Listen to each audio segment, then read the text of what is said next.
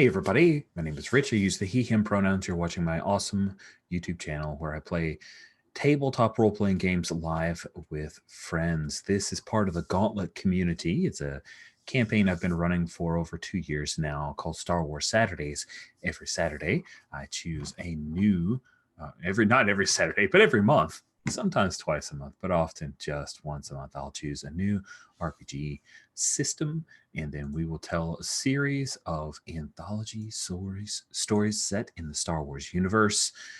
This month it is Apocalypse World Burned Over. Burned Over is a hack of Apocalypse World. Apocalypse World's the seminal work by Vincent McGay Baker. I was like looking over here for my book, but I think it's in my go bag.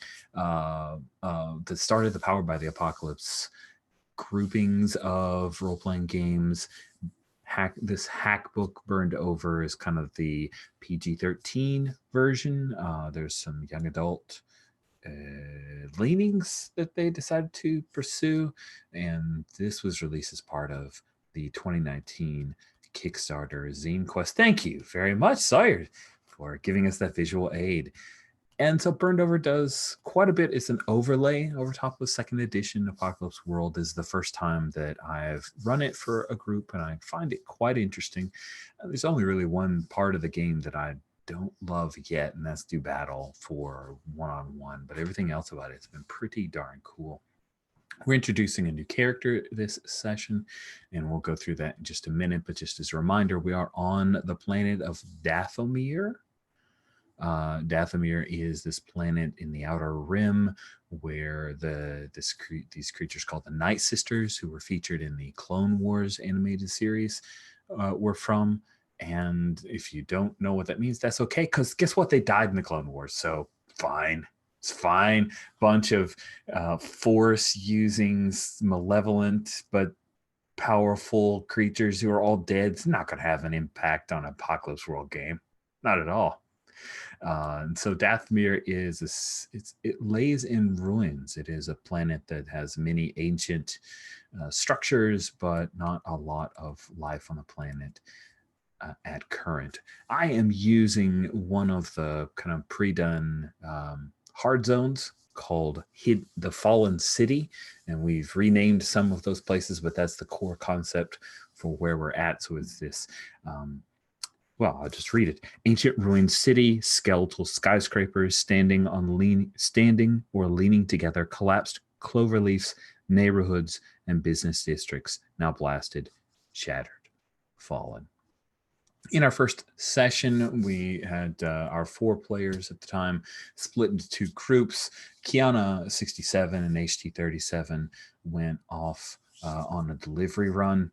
It's perfectly fine. It was pretty boring. There's no like giant cataclysmic storm that chased after them or some kind of freighter that was chasing them. None of that stuff. And then Vale and Bard were just hanging out at Vale's workshop.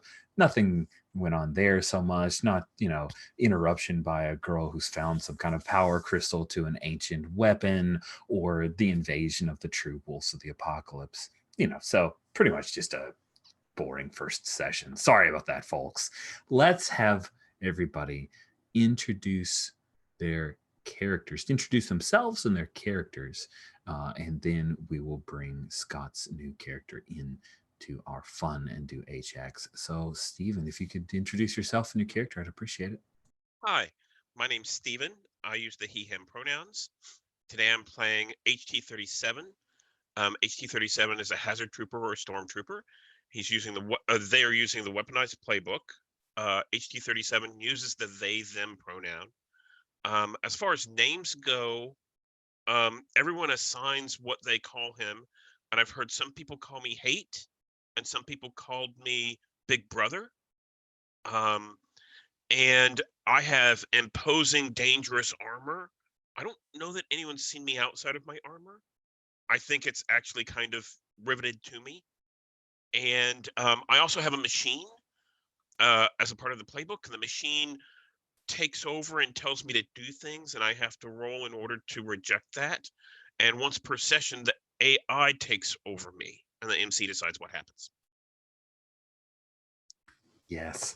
And it's never a problem that AI wants you to do the right thing.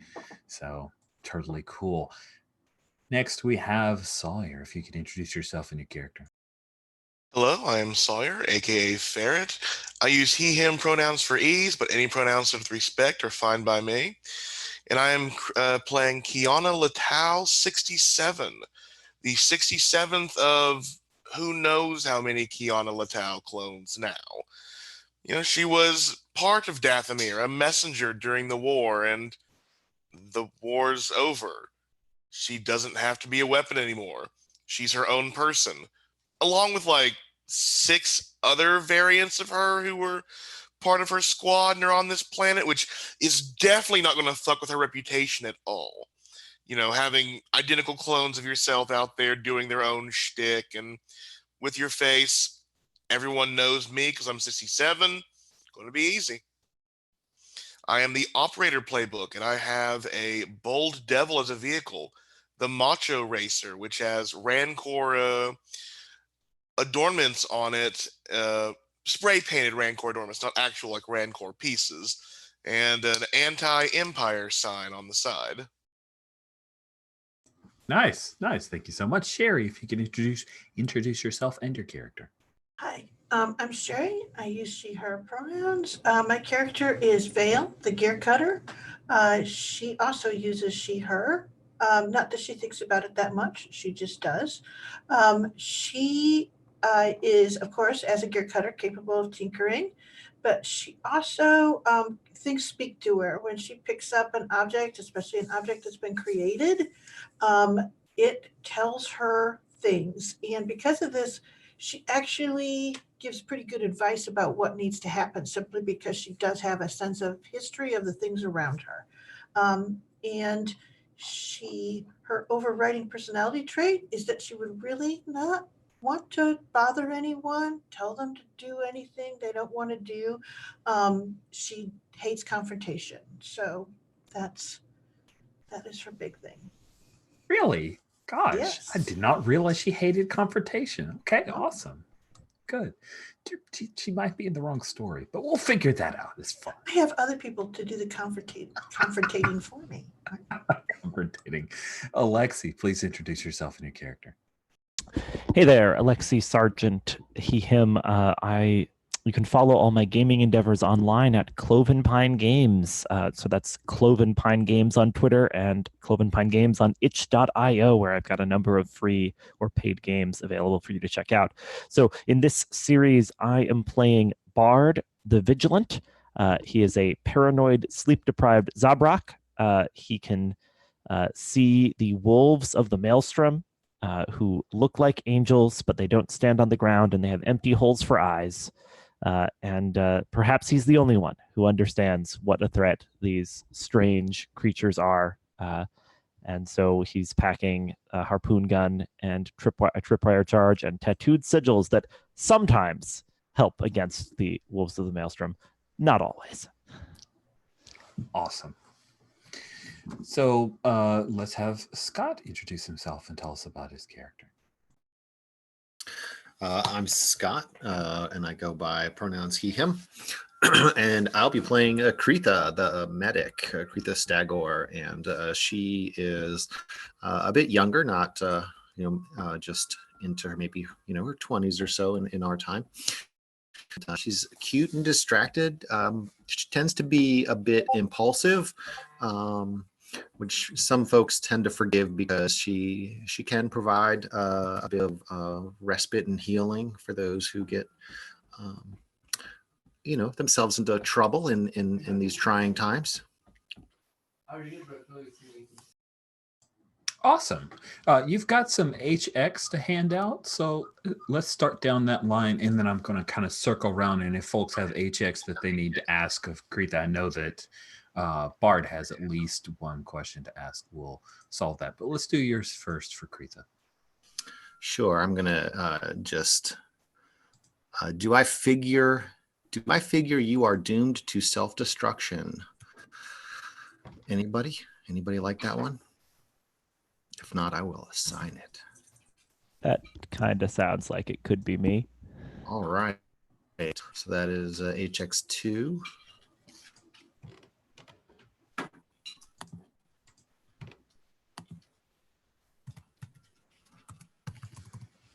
Very cool. Have you put a hand in when it mattered and helped me save lives? Yes. I was going to say, that sounds like Vale. Yeah, Well, definitely. these questions also do not have to be limited to one, like Apocalypse Oh. World often was. I did not realize that. Oh, and Alexi, that was -2 HX. Sorry. -2 HX. Great. Yeah. Well, actually, I think that's what Scott, what you put on your character sheet pointing Yeah. towards them. Right. Yeah. Means it's much harder for you to help Bard do things. So I'm going to put, does anybody else want to have helped me in the past? Because if they're not exclusive. If not, I have 2 more to go. Have you been beside me all along and seen everything I have seen?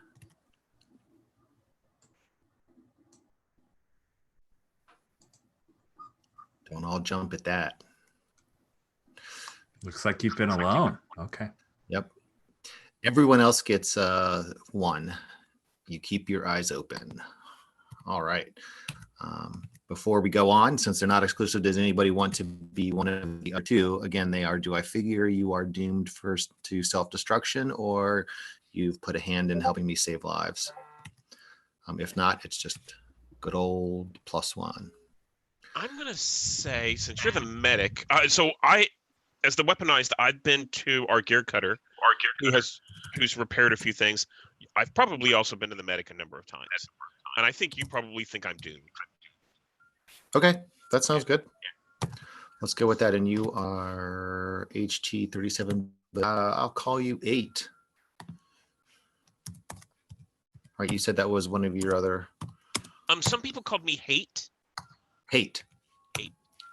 But it's up to you. You can decide what you want to call me. Yep. All right. Great. We are done with my HX. All right. Barty's got a question to ask. I do have a question to ask. Kretha, are you a wolf of the maelstrom?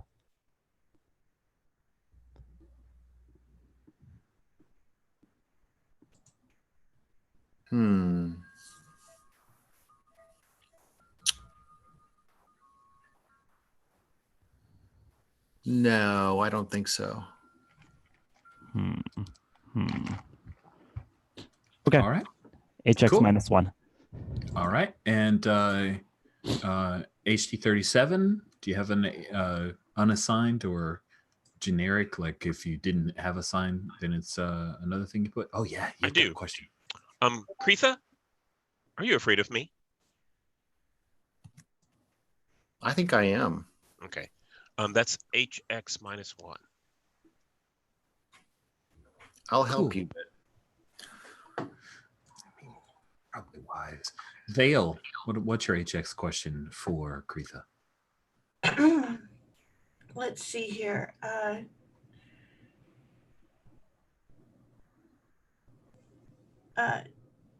guess do you abuse or really neglect your gear?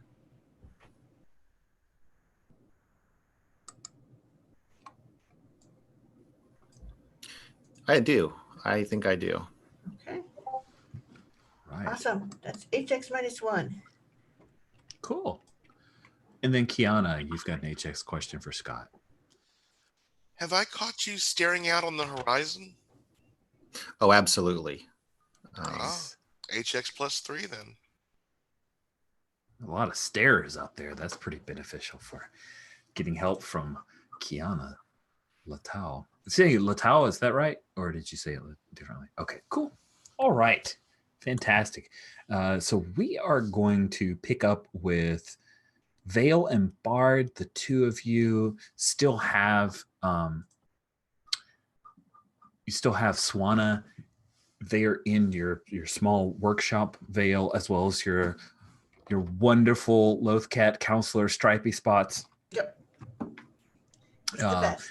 Bard's been injured, and you did heal Bard of 1 harm by spending a barter for that, but you realize that anything more you probably should go see Kretha, since she is nearby. And Kretha, Vale has also been injured.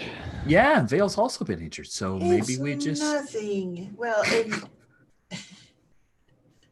so, but yeah, we will go see Kretha. Awesome. Kretha, what does your refuge, your refuge, what does it look like? This is a place where people can live, work, and heal. So I think entry to it, it's kind of walled off. But entry from within the city is guarded by my tattletale droid. But once you're in, it's a pretty open space. Did you say you have a droid guard? Yeah, a tattletale. Oh, a tattletale? I don't even know what that is. Because I've got a security system for the refuge. Oh, is the tattletale droid, is that the, like... This is the eyeball. Ah! Okay, awesome. I love it. That's amazing. Yep. I love that thing. Yeah, I actually had to look up the name.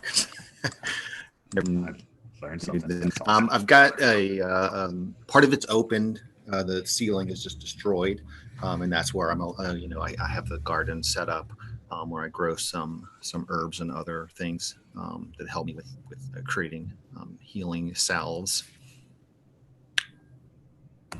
And then Nice. there's just a kind of a pit area where I generally would hang out and sit and cook and whatever.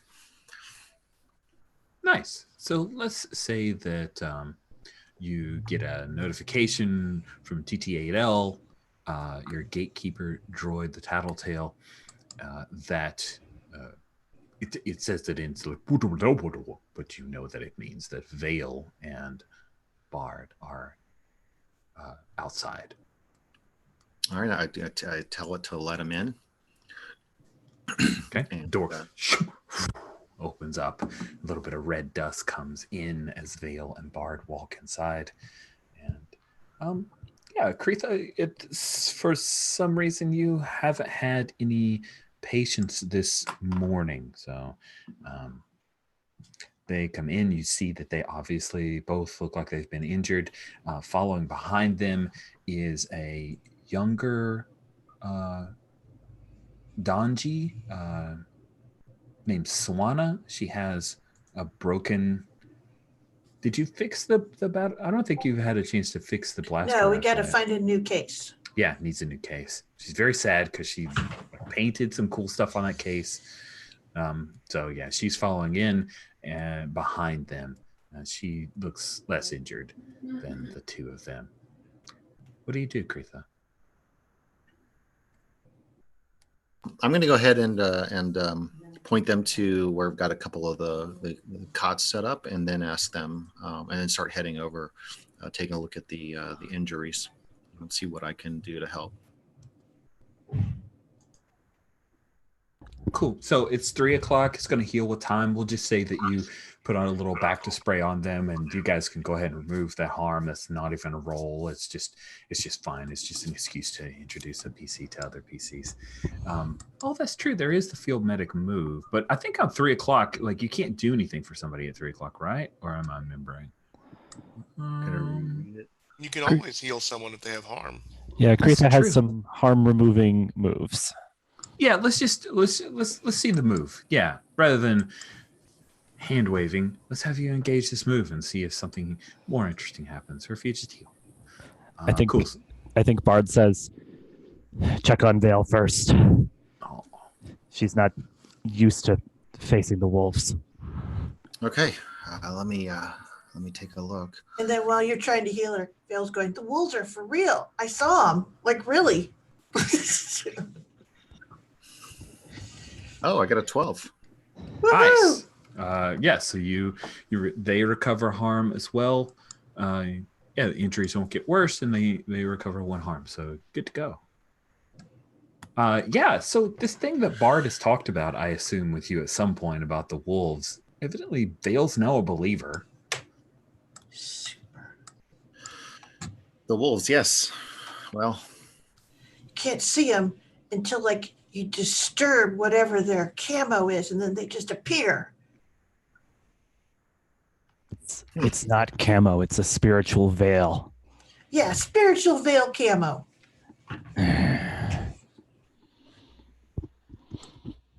Don't know what it runs on. If I can figure that out, though, I'll figure out some way to just reveal them whenever they're around me. well, it would sure help if everybody could see them. Yeah, Juana that's saw what 'em I've been too. saying. Yeah, we all like look at Swana, or I at least look, sharply at Swana, because of course I feel like this is all her fault for dredging up those crystals. She kind of does the hands behind her back, looking down at the ground, her boot kind of drawing a little bit in the red dust. We should make sure that Bard gets healed too. I'm fine. Don't worry about me. Well, no, I think we need you at top health since you're being followed by wolves. I'm not the one who's being followed by the wolves, and I continue glaring at Swana. Now, it says here, people support you out of appreciation for your scavenge, Kiana. People support you out of appreciation, and you're able to live a little comfortably on their gratitude for your care. So do you charge people for the healing that you offer, or do you just assume that it'll all settle out and they... It settles out. Usually, it'll be a favor here, a favor there. Getting nicer. Like the cots aren't just animal skins wrapped between two wood. They're actually somewhat comfortable. It's where I get some of the plants for the garden. Okay, cool. And there's a note. For Apocalypse World Burned Over, the way that you mark XP in advance is that you will mark XP every time you roll a particular stat, whenever you gain harm, or whenever you make the HX move. Once you've marked 3 XP, then in 3 different ways, then you mark an improvement box. Improvement box is on line 37. And then you erase all those checks and start building up again. Once you have 3 total improvement, then you take an advance. So you just rolled sharp, went ahead and clicked the box on for XP by your sharp stat. That's on row 21 to get things started for you. I think you healed some harm, right? So doesn't that do a thing, or is that am I mixing? Not in Burned Over. Not in Burned Over. Too bad. I always like the idea of getting, like, when you healed harm, you got HX, or you. That sucks. I really liked that. That's a bummer they got rid of that. Okay. So, Bard has refused your healing, Kretha. Swana seems to be much more important to Bard than getting healed. And then finally, Swana says, I'm sorry that I lied about the crystal, okay? I just thought that I don't know. I just thought that I could get some extra credits out of it if I went back. But now you guys know the truth, so bygones. Sure. If we figure out some way to get credits out of this thing, you definitely get the lion's share of them, okay? Oh, well, I brought so much trouble. We can split it a little more even than that. That's okay. That sounds good. I look at Bard with newfound respect. Cool. And then Swana smiles tentatively, thinking, oh, that's all I needed to do to fix things with Bard. I'll keep that in mind for later. Cool. So, yeah. Should we cut away from you guys? Yeah, all right. So we cut back to Kiana 67, HT 37. The two of you were walking up to the main level of the Rancor pit after arriving in a giant dust storm. And you hear that there is some very cool music. The style of music is it's called swing bop. It's like a swing bop style. Jing Bob and his swinging trio are playing. The Jing Bob and the two others who are playing with him are Ruksha. Ruksha are these alien creatures that have 15 limbs each, and they have an amazing musical talent in that they can play up to 10 instruments at the same time. So as you guys are walking up the stone steps, it sounds like a huge, like 40-piece swing band is playing. But when you scan across the bar, you see that it's just these three Rukja. Now Rukja, they have to use implements to be able to speak basic because their bodies just aren't really humanoid per se. They're mostly just limbs and fur. But the music is amazing. However, there are no lyrics. As you guys come up to this main area, there are a number of things at the Rancor Pit. None of them are a surprise for you, Kiana 67. You've been here before. There is a small shock boxing ring that is cordoned off, and a number of people are arranged around that. You see that the current champion of shock boxing is the style of boxing with these electrified gloves. The Trandoshan Doggery Tossed is currently pummeling into a Mirialan by the name of Azam. And there's some people who are swapping some credits there. There are Sabak tables off to one side, as well as a Dejaric table that is a little glitchy.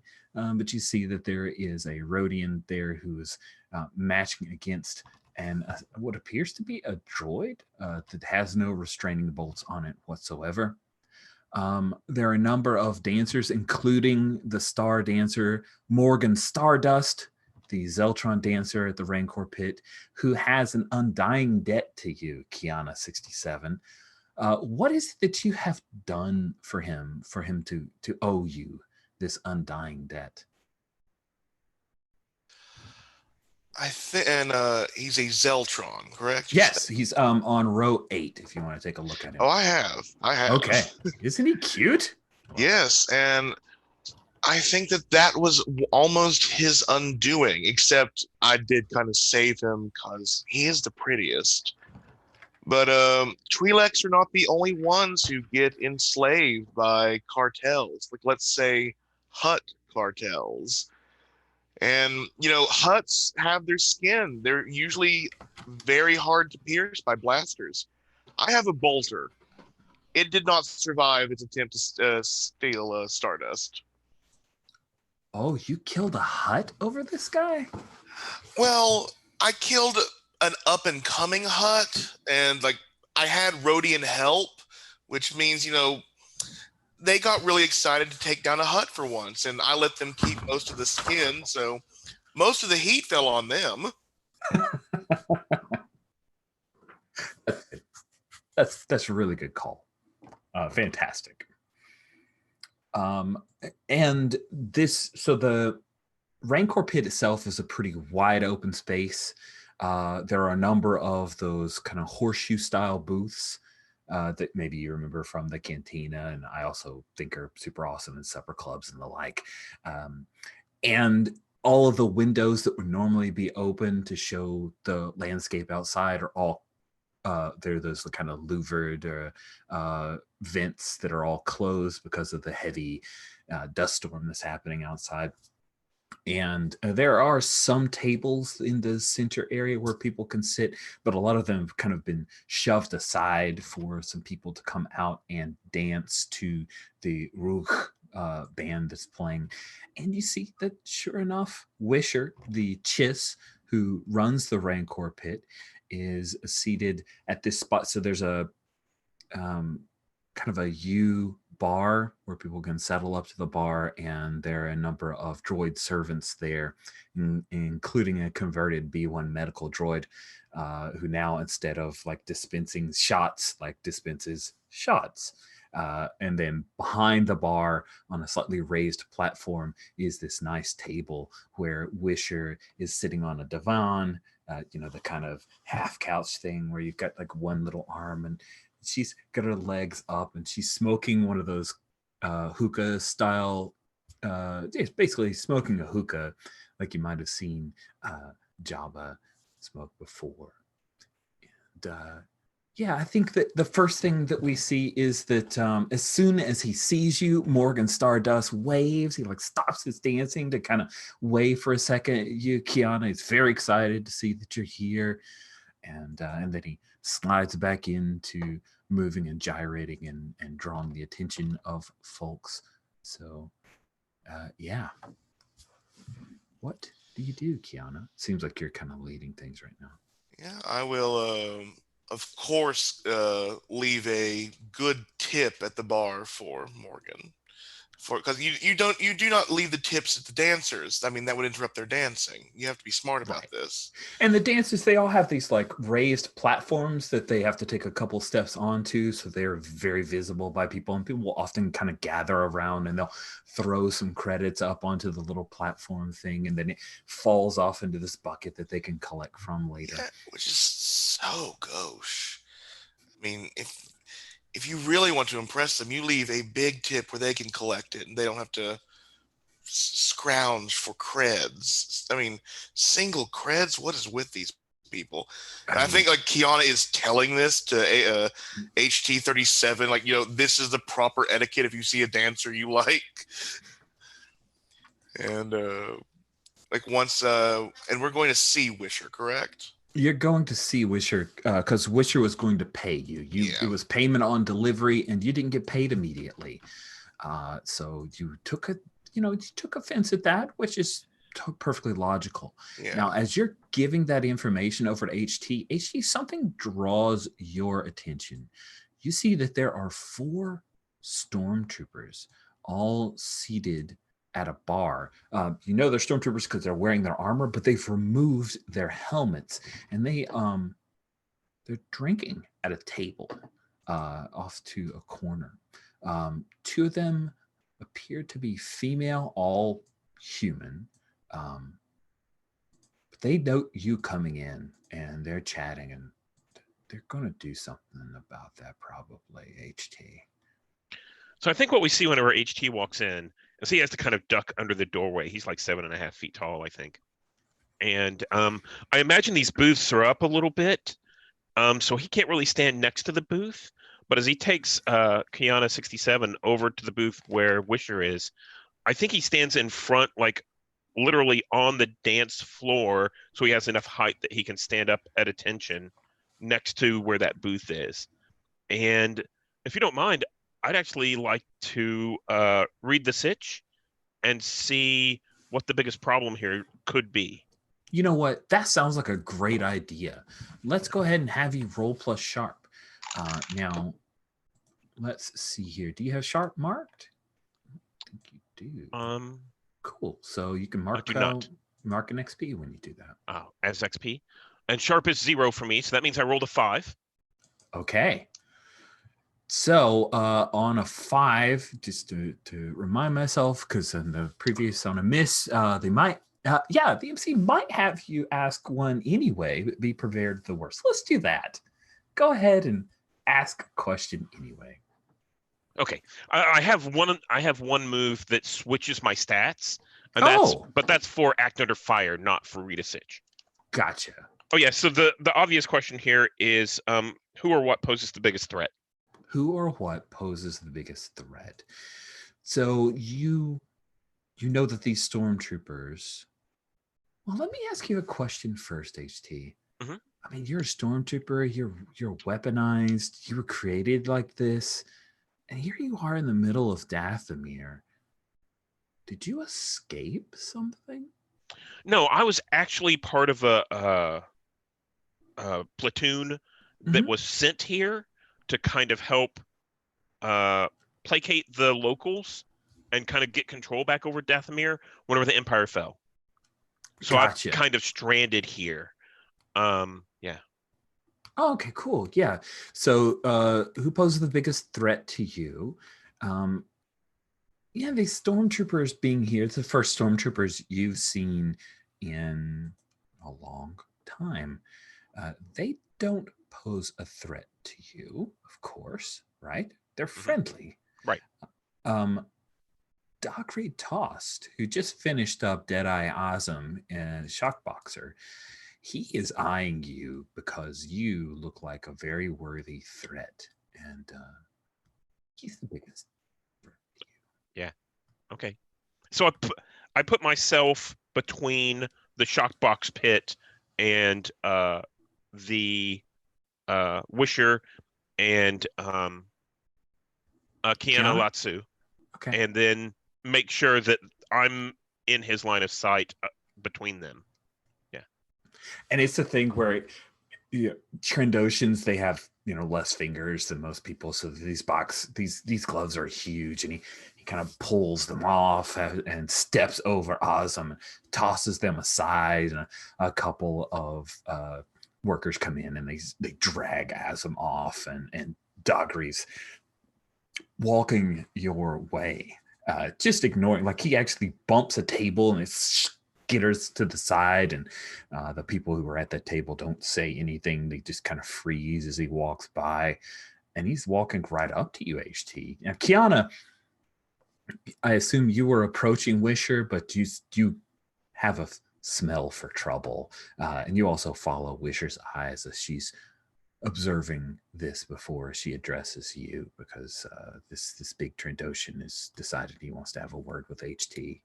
What do you do, Kiana? Oh, well, I know my brother can handle themselves, but this is business. I think I need to know what he knows about me. I think I need to put my reputation on the line. Oh, really? Well, let's see how that reputation works for you. Yeah. Okay, go ahead and that roll is a plus 13. cool. What? You're so cool. Go ahead and mark your cool. And on a 13, tell the MC what they've heard. What has this shockboxer heard about you? Oh, well, I can directly combat people. I have been known to hold my own in gunfights and bar brawls and all that stuff, but if you fuck with me and mine, well, most of y'all have to sleep sometime, and I can take out droids like the best of them. So I think he knows he needs to watch his words when he's talking to HT-37. Cool. So it's obvious HT, he's like rolling up on you in an intimidating way, and then his gaze, his little lizard eyes, flick up to Kiana, who's up on the raised platform ready to address Wisher, and he doesn't stop, but he slows down a step. He's actually a little shorter than you, which is not normal for him. So you're like 7 feet tall. He says, I would like a challenge.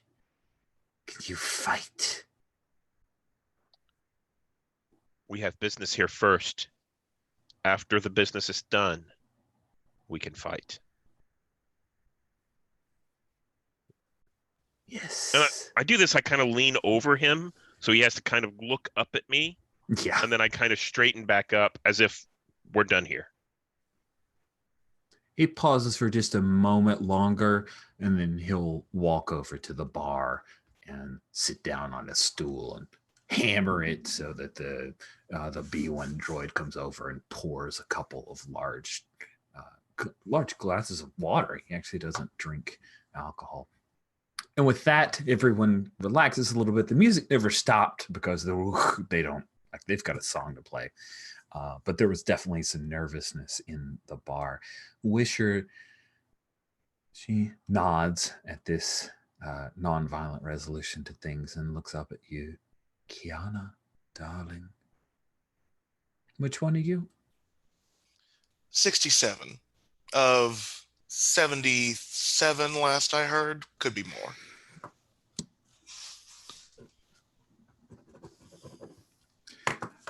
Receive the communique that you've brought a shipment to me. Yes. And I need to be paid. That way I can be a free agent again. I don't like crossing the business streams, you know. Of course. Darling, does that mean if I don't pay you that you're still working for me? No, that would mean I was working for the person who sent me to deliver this. And trust me, I'd rather be working for you. Very well. And she, yes, I think she's got like a purse. She reaches into the purse and she pulls out a number of Moncall. I can't remember what they were called from The Mandalorian. Dang it! What were those things called? The little Moncall. Oh, the little bars of Yeah, there were these weird like the almost yeah, They look like jelly. Yeah, they look like a little jelly cat chips, and she pays you.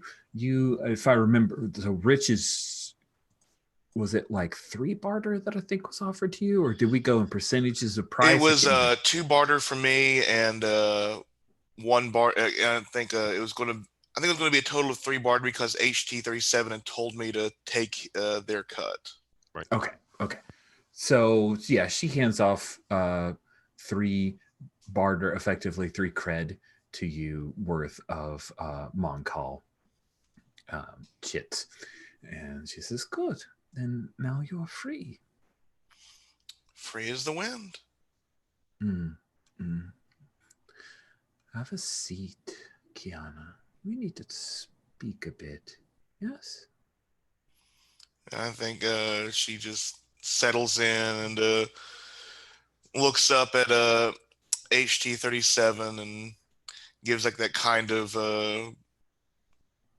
like, you know, she still feels young, so I think it's like a cocky grin. Like, have you found a dancer you favor yet?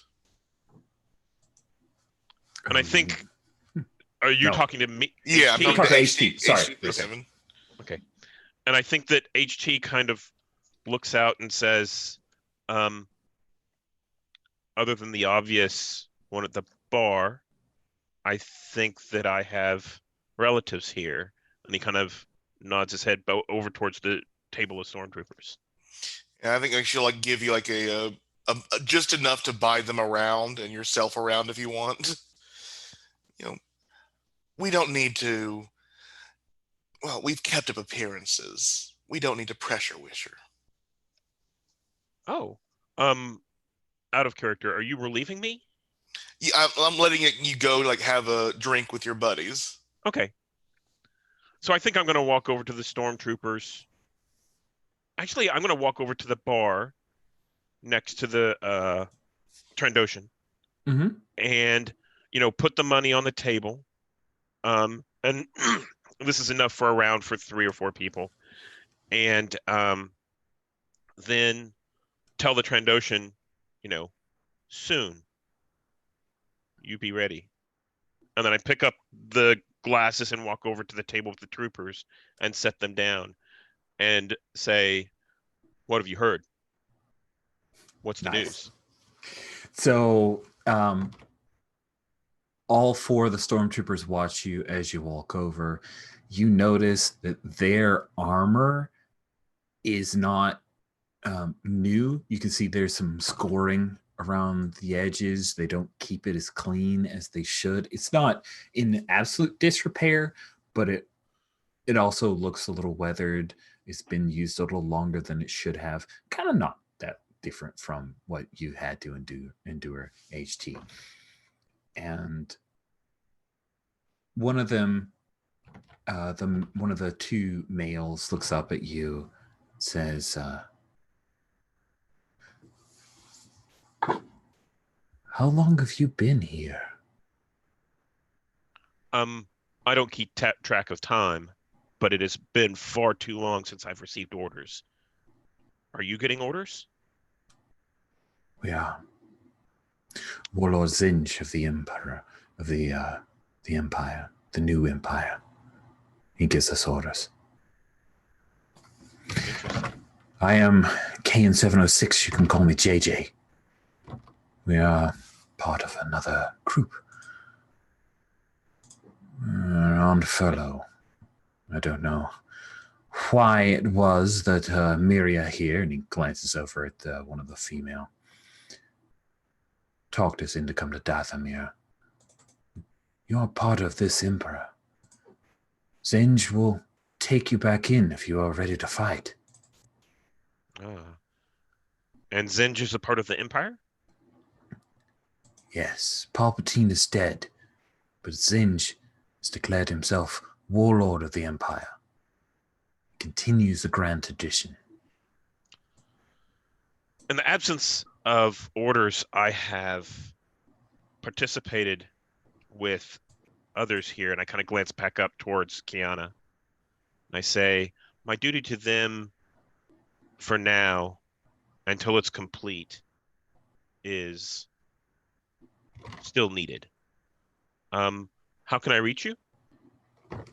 Oh man, you're just giving them the brush off? That is amazing. JJ stands up, and I mean, he's not super tall. Like, he's regular average height, so he has to do the thing of regular wrestler looking at the Undertaker kind of thing, and he says, I don't think you understand. We're from the 511th. You don't stop being a stormtrooper. What's your designation?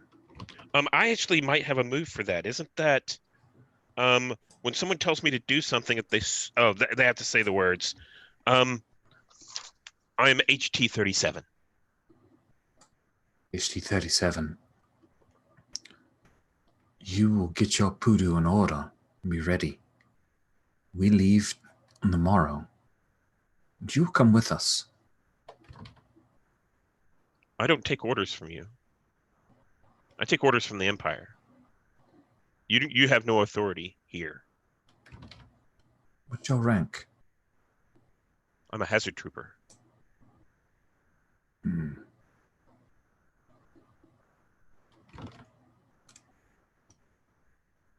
You're refusing to come with me. I'm saying I need orders. I'll get your orders.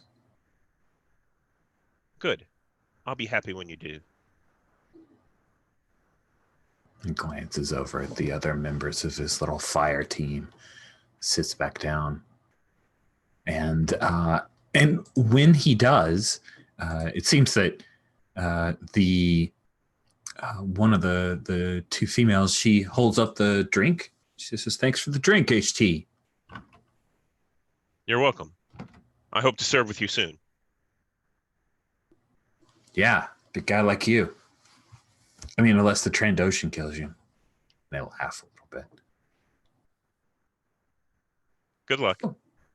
So let's cut away from HT back to Vale, Kritha, and Bard. I have not been following the chat, so you guys will have to kind of catch me up. What is your current plan? So we come back in. Where do we want to pick up here? At the site. At the site. The site being Where Swana found the crystal. okay. Yeah, the upshot of the chat was we're happy to cut forward to after we've agreed to going back with, along with Swana, with the assumption that Vale is excited to investigate this. Kritha is impulsive and young, and Bard probably grumbled a bit about bringing along amateurs, but is in fact intensely interested in why the wolves were so interested in guiding Swana to the crystal in the first place. So he will come along to investigate. So you've doubled the number of amateur neophytes that are along with you. That's good. Yeah, he's strengthened his amateur game. Before you go, I think Swana would want to weapon. Just, it's dangerous down there. I really need something. Do you guys have a weapon that I could take? I'll give it back. Oh, and Vale's like, well, sure. And you go back to her closet. She opens a case and she's got a bunch of refurbished weapons. Oh, nice. And we- pick one. We have She's a scene where like see a completely bunch of uninterested. we see a bunch of like blasters from like Clone War era and all kinds of cool stuff. And I think she'll pick out like a DL 46 or something. It's like a Blast Tech oldie but goodie heavy blaster pistol. Picks it up, checks it out. Ooh, okay, this is good. Nice punch, but power pack's a little low. This'll work. This'll work. Cool. So she gets that, and she doesn't have a holster, so she probably grabs like a little leather bag and kind of slings it around her shoulder, because she's not going to walk around with a blaster out. That's like asking for trouble. Then we cut forward to the four of you. You've headed down into the underground. Where she found this is actually, I'm going to look in our Fallen City, the locations, which is printed them out. So give me just a moment here to remember the name of it.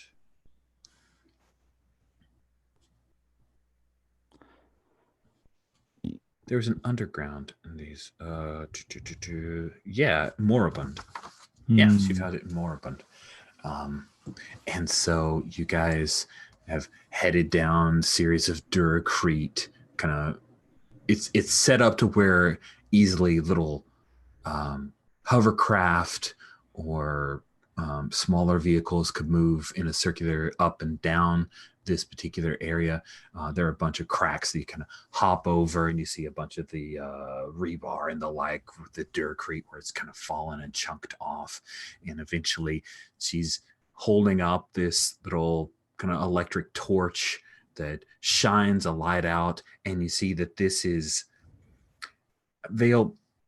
If this hadn't been picked over, this kind of junkyard, the setup here could be a gold mine. Perhaps there's still things, but if you remember from last session, she said that all the connectors were rusted and the wires were stripped and no longer good, but she dug through. What you see is this looks like a place where a bunch of droids, this was a droid graveyard. And so you see all these like all kinds of different like battle droids and older protocol droids and astromechs, and there's just littered, there's hundreds of them, all like hands that are frozen for many years, clutching upwards, heads that no longer have eyes, or eyes that stare vacantly out into the nothing.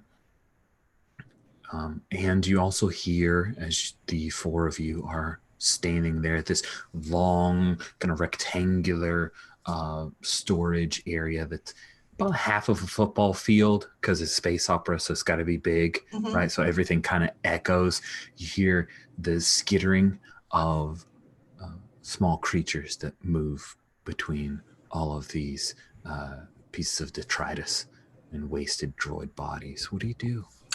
Oh, well, the first thing I do is the thing I always do when I find an enclosed scavenge thing. So she takes out this sort of, I guess it's a round, like a film reel, except that it's got a hole in it. And she pushes it like this, and this sort of powder comes out, and it drifts across the room. And then you see it fall, and it leaves this kind of slightly glowing line all across, and she grids off the area. Oh, wow. Okay, fantastic. Yeah, and essentially she goes, okay, so we're going to move through this section by section. And she goes, I know it sounds like we all ought to split up, but it's probably better if we stick together. Keep one person to watch out. I'll watch. All right. And the rest of us will combine our talents to figure out what we've got there. You know, I think I can remember where it is. It's in the, and she points over it along the grid, and I think it was over there by the one that was on treads. I remember it being close there. Okay, so, and she'll kind of go back to the box and turn it upside down, and you'll see her like aim towards that square, and she brightens it up and she goes, we'll make that square A, section A, and we'll move around that. She's a little bossy. I know, This but she's moment. got a plan. She's got a plan. So the hope here is to see if there are other power crystals or more information Mm-hmm. about the weapon itself. I think because read something, read a situation do not feel like the ways to go. I think you're kind of opening your brain to try to find out more information All here. right. And certainly that makes sense. All right. Now, do anyone want to try to help? Oh, interesting. I was gonna propose read a situation for my lookout. Yeah, I think that totally makes sense, but that means you're not helping her direct move. Yeah, but, I think it's a different move. Yep. Probably a good call for you to do that thing. What about Kretha? What is Kretha doing in this big droid graveyard? Completely ignoring the grid pattern. There's something shiny poking out, and she heads straight towards that. Okay, so awesome. Vale's not getting any help. Go ahead and roll plus weird and take a check mark on that. Okay, I will. Dang. Okay, there it is. Your weird's a 2. You're so weird. It's great. That's what I do. So 9 plus 2 is 11. What? Okay, so when you open your brain on a 10 plus, the MC must give you at least one good concrete detail. But it also says that I have to, on any hit, I must tell you something new and interesting about the current situation. Might ask you a question or two. You have to answer them frankly. All right. You head to the grid pattern. You see that there is an old kind of military style droid on treads. It looks like it maybe was an early Clone Wars design. And there you are able to use Swana and your own intuition to find the spot where she had found the power crystal. It is in a coupling that appears to have been sheared off, not rusted. There's a clean line around it as if someone used something very, very hot and straight. And you realize that this device was cleaved by a lightsaber. It was quite a long time ago, and you open your brain to this and imagine, and we'll say that we're working on a little bit of things speak here, and you see that there's a Jedi who stands over this weapon as it lays in tatters. And there are a number of stormtroopers who look exactly like HT-37, who are facing off with this lone Jedi, a female Twi'lek.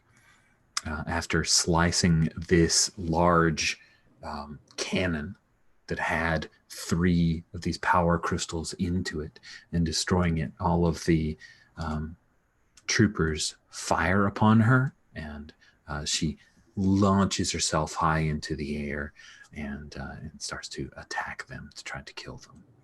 But it does appear that weapon was fired. And you see that she destroyed it, so each of the crystals were in a separate slash? Yeah, she 2 slashes that kind of cut this thing into 3 pieces, and this was one. This one housing. There was a twin of it, and then there was one in the back that was slightly larger. All right, so I know what the couplings look like, Mm-hmm. And I have an idea of who the weapon belonged to, and I think the thing that I'm going to do is, can I in the vision see the rest of the mechanism like around the crystals so I understand how it was using them. Like were they Cool. for focus or for power or what? You can, except I'm going to go ahead and ask you a question. All right. How is it that you know that this is a Jedi? Is this something that you've just seen on the HoloNet? You've seen recordings of Jedi? You've heard stories of Jedi? Or is it just part of this vision that you in tune that this is some kind of force-wielding person? I think that what it is that it is kind of like dream truth. You know how when you're dreaming, you just know something is true, except that it super feels familiar, like that she's had that impression with other people, and because of the lightsaber and those stories that she's heard, she puts it together that that's maybe the feeling of a Jedi or those people who wield those things, if that makes any sense. So it's Cool. kind of her kind of putting those things together. Awesome. So you had asked if you could see from the housing how this device might work. And you get the impression that this device and where it is located, of course, this is from decades before, but the particular architecture and layout reminds you of a place called the Soul Tree. The Soul Tree is here in the Fallen City. It's a stone building that currently now has a collapsed dome. In fact, you see the dome above you in this vision, still whole. You're able to see a couple of the flanking towers that are nearby. So this is scrap that was taken from the Soul Tree then at some point? Yes, this scrap here must have been taken from the Soul Tree at some point and dumped off in the droid graveyard. Okay. Now, the Soul Tree is run by a cult. They call themselves the Soul Arbors, the Arbiters, in a play on trees. Verity is the spokes being for them, and they're not part of any of the city's grid of power, but they all, like the Soul Tree itself, that entire building hums with power. Like if you've ever been at a point where all the power goes off and you realize that low hum that you always hear and just ignore, it's omnipresent around the Soul Tree for a block. Okay. I do business there. Of course. You know, I just have to stay out of the way of the people who are supposed to keep outsiders out. Yeah. The Soul Arbors, they're very touchy-feely people. Is that disconcerting for you, Vale? Yeah, but they're huggers. Yeah, but she doesn't confront, so she just goes very stiff when they do that, Right. which seems to actually delight them. But she hasn't figured out exactly how to dissuade them. She just has to get through those formalities or informalities before they'll start talking. Why are they huggers? Why are they huggers? Because they feel that touch is a connection throughout the universe. They mentioned something about the Force, but it doesn't make a whole lot of sense. No. Bard, you had rolled to read a sitch, if I remember. Did we actually? I don't think we even resolved how that went, right? I'd mentioned I wanted to roll to read a stitch. I can make that it's roll. It's probably good, yeah, because all this is happening over a period of time. Vale doing this investigation. She's not ignoring you, so there could still be trouble. Let's roll and find out. I think I'm keeping a weather eye on this whole room, especially on Kretha going over and poking at that shiny thing. So I rolled a 10. My sharp is 2, so that's a 12. Wow. I'll mark that sharp.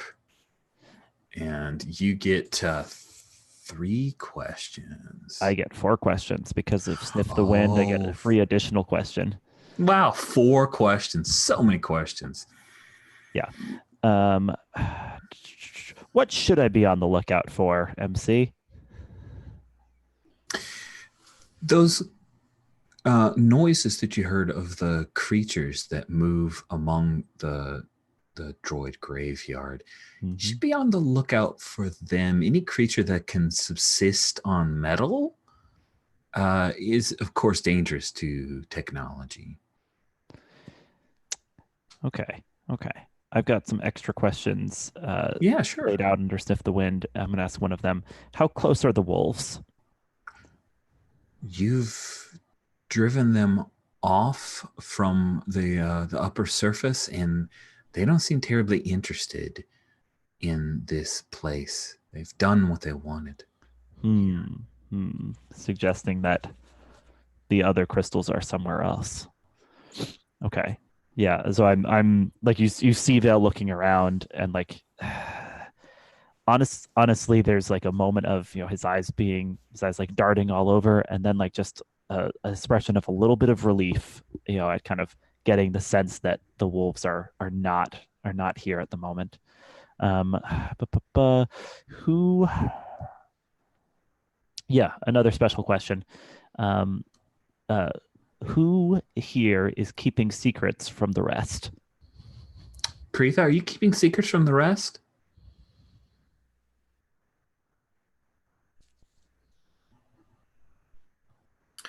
Yep. Vale, are you keeping secrets from the rest? No, her policy is no secrets. And Swana is keeping one secret. She likes somebody in this group. Wow. Okay, that's what sticks out to Bard. Okay. Yeah.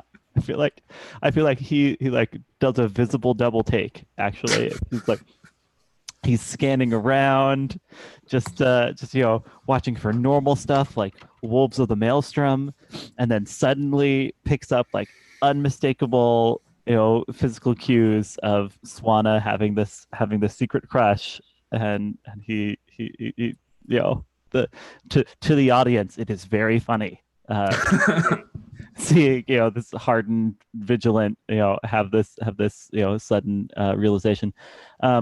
Finally, who or what poses the biggest threat to me? Pose the biggest threat to you. We'll keep to this situation, and the threat would be the skittering creatures. While they would not likely be able to do you much harm, you could get away from them. They like to eat metal, and so they may take from others things that they would not want to lose, like a Gearcutter. Yeah, absolutely. I mean, I think noticing this, I'm gonna try and get a clean shot on one of these skittering creatures, and just as a warning to the others, harpoon it. Oh, well, that's fantastic. So yes, you should totally do that.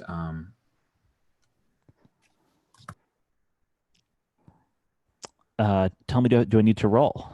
Yeah, good question. Let's go ahead and have you, as Rich has jokingly said, he doesn't like do battle. I don't think you should do battle against these things.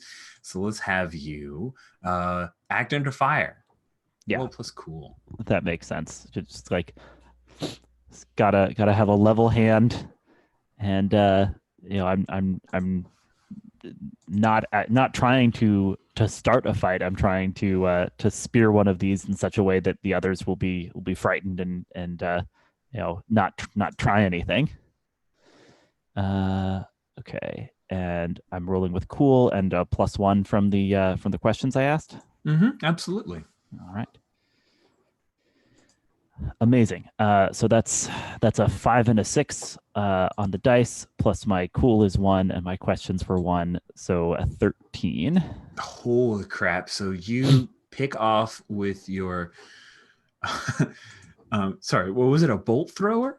It's a harpoon gun. Harpoon gun. Yeah, you harpoon one of these Not they're type of they're kind of like a rodent, but they have these weird like lobster tails coming off of them, and their fur is so thin because they have a thicker skin. You harpoon one of them, and a number of them kind of skitter, and they're about yay big. So you harpoon one, and it actually like it kills it on one shot. Goes through its side, and then it's a harpoon, right? So you could reel it back if you wanted. Oh, totally. Yeah. Like I think what we see is, the harpoon like sails like right beside Vale and like pins this thing, and then she sees it get like reeled past her as Bard is like walking over, pulling it in. He's like, "Keep your eyes up, Vale." As that happens, Kretha, you ignore the grid pattern and moves along. And so out of nowhere, Bard just like fires his harpoon gun, and then you hear squelch, and then a bunch of things run past your feet. What do you do? I'm gonna whip around and see where they came from. Oh yeah, there's this big shell of what must have been like a super battle droid, and you see a bunch of little eyes peering out at you through the armhole. I'm going to see if I can fit in that armhole and see what's in there. Oh yeah, that sounds awesome. I think you fit your body. Like it's not so big that I'm just trying to peer in. Oh, nice.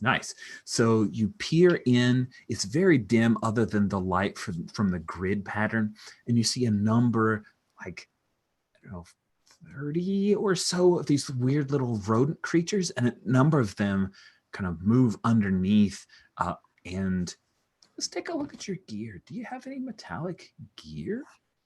I am just wearing clothes. I've got the stun gun, so presumably that has metal. Nice. One of them with this little rat hands, it like reaches up and it starts grabbing at your stun gun and kind of munching on the bottom part. You hear the crunch of metal, like these teeth are. What do you do? I'm going to see if there's any metal just outside the area where I'm peering in. There's all kinds of metal. It's like a droid graveyard. I'm going to pick up a, handful of smaller bits and try to feed it and say, hey, maybe this instead of that. Okay. Here to eat. Cool. Go ahead. You're trying to charm this thing. You're going to roll cool, but you're using old metal that it had options. Like you imagine that there's a dog with a really good treat, and you're offering the old treat that's sitting over there. So it's a -1, but go ahead and roll plus cool. All right. And my cool is, so it's going to be -2.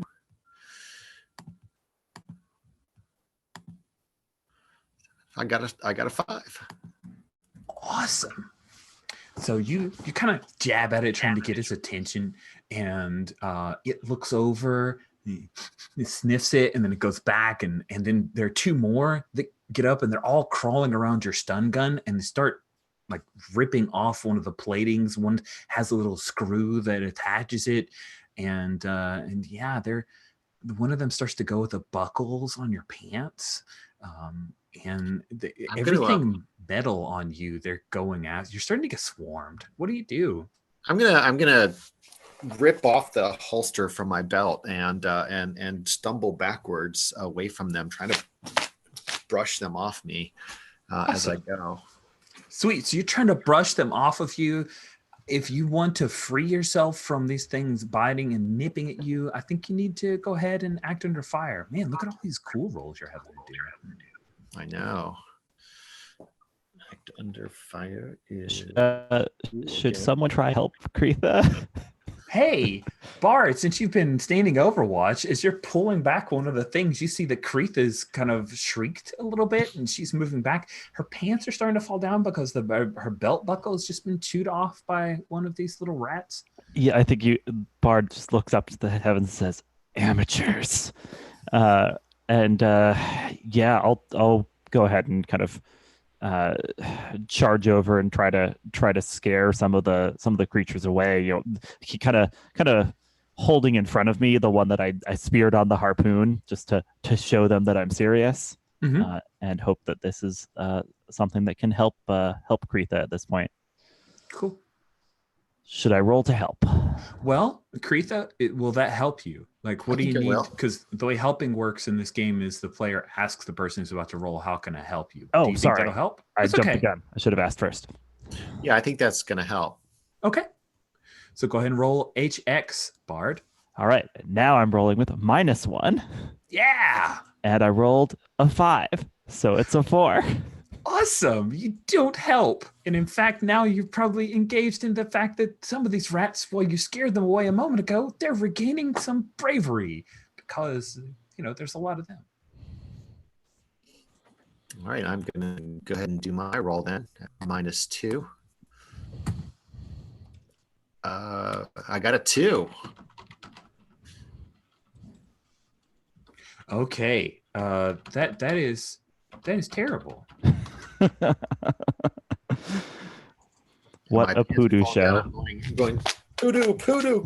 Ah, this is terrible. Yeah, so you try to back up this thing. They have chewed off.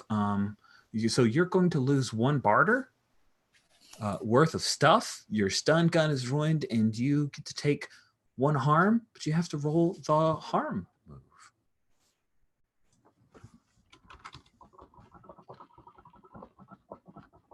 I roll harm. So you're going to roll minus the harm taken. Yep. So it's going to be 1. Yep. And let's see. I got a 2. 2 Okay. That's a lovely number. So the harm move in Burned Over is not on the basic moves thing. So let me go to the digital zine. Sorry.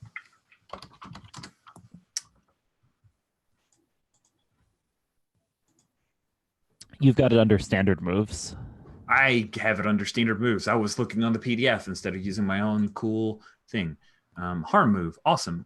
So on a miss, the MC chooses 1. You're out of action, unconscious, trapped, incoherent, or panicked. It's worse than a scene. Take an additional harm. Choose 2 from the 7 to 9 list above. Yeah, I think you're out of action. Like, this totally freaks you out. You take off running out of there, kind of pulling at your pants without the belt buckle, and that's fine. But yeah, you just take off running away from these rodents.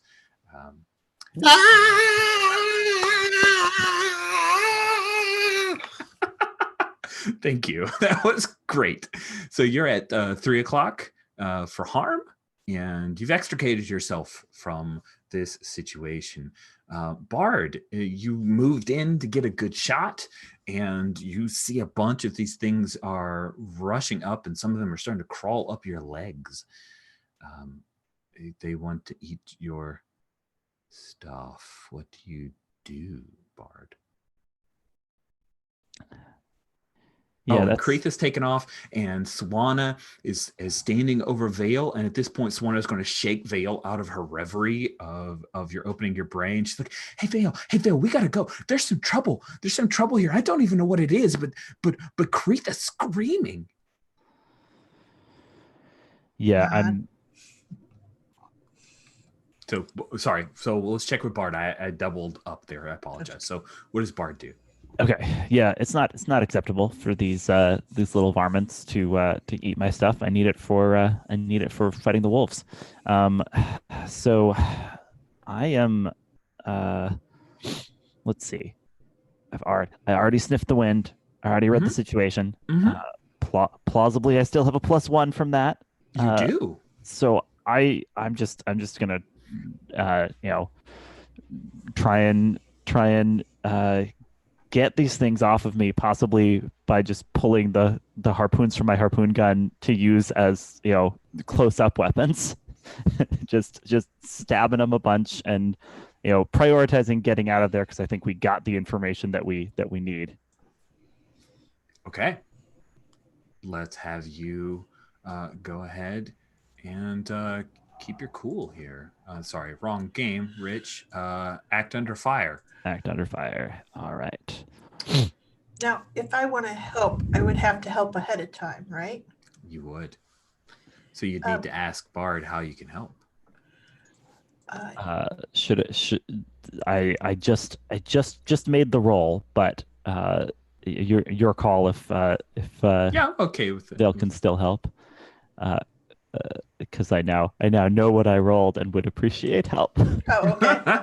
I didn't know, so. No, it's okay. Yeah. So I think that she's, the first things that she does is she turns to Swana and she goes, okay, numbers scare them. And essentially the two of them come over by you to essentially help with brushing them off. But rats understand numbers, you know? That's So when I just start how it screaming, is. 46, 35. Wait, you meant something else. I do. That's good. It's like squeaking. Cool. So go ahead and roll HX, Vale. Okay. The and HX let's that see, you Bard, have I got for Bard. 3 with Bard. So that gives me an 8 to Nice. assist. So that 8 allows you to, on any hit, the MC chooses the most suitable. I'm going to give. Oh, yeah. Let's have you both roll for it. So, Vale, you get to also roll to act under fire. Roll Oh. plus cool. All right. Ooh, I get a 4. Awesome. So, what was your roll, Bard? I rolled a 5. I have 1 cool, and if we're still counting my answers from Rita Sitch, okay, then that makes it a 7 total. So sounds like we should stick with this roll. Yeah. So Vale, for your efforts, you get to take 1 harm. Yes. As you get bit because you're slapping these little rodents off of Bard. And that sucks. You've got a medic with you. Oh, wait. Nope. You don't have her with you anymore right now. She just ran off screaming. Cool. So you guys are going to need to get out of this room. You need to just basically take off as your best choice, Bard. So unless you guys want to fight a bunch of these rodents, I assume that's what you do. I think now is the time for a dignified retreat. As I say, Vale, Swana, fall back. We got what we need. Nice. All right. Cool. So you guys will beat feet out of there, and we're at our halfway point. So we'll go ahead and take a bio break. It's 31 after. Let's take like 7 minutes, and so we'll see you guys in about 7 minutes.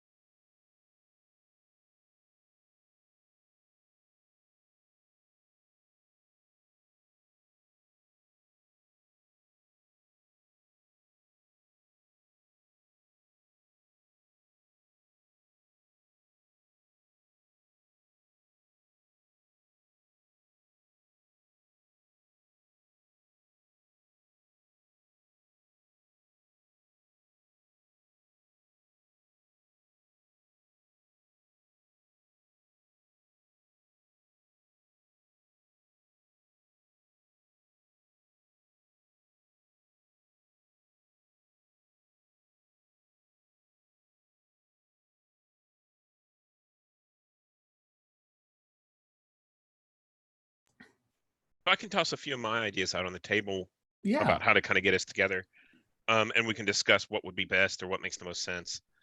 So one of the ways we could get together is we could do a montage of the fight with the Trandoshan, and Okay. HT gets hurt and has to go find medical and get fixed up. Oh, that's cool. Yeah. I also wanted to check in with you, Rich. What's the concern about the do battle move? Because I haven't seen long. So Okay. the do battle move is pretty much the way that it's a little bit of Seize by Force and a little bit of some of the stuff from oh shoot, the Firebrands, what is that one? So like a series of Mech Frame Zero Firebrands, the Yeah. other games from the Bakers where you just make a bunch of picks. I don't dislike it for abstracting a larger fight. I think it does quite well. But for a one-on-one thing, it's just too much. It's just, Okay. you roll and you got to be secret and you got to make your picks and you got to reveal your picks. It's like, fuck, man, I just want to do harm and move on. It's not exciting. It becomes like a burning wheel strategy game. I'm like, fuck that. Sorry. But I have strong feelings. That's fine. I don't do battle with two people fighting or a very small skirmish is not cool. When it scales up to bigger stuff, I think it's perfectly fine.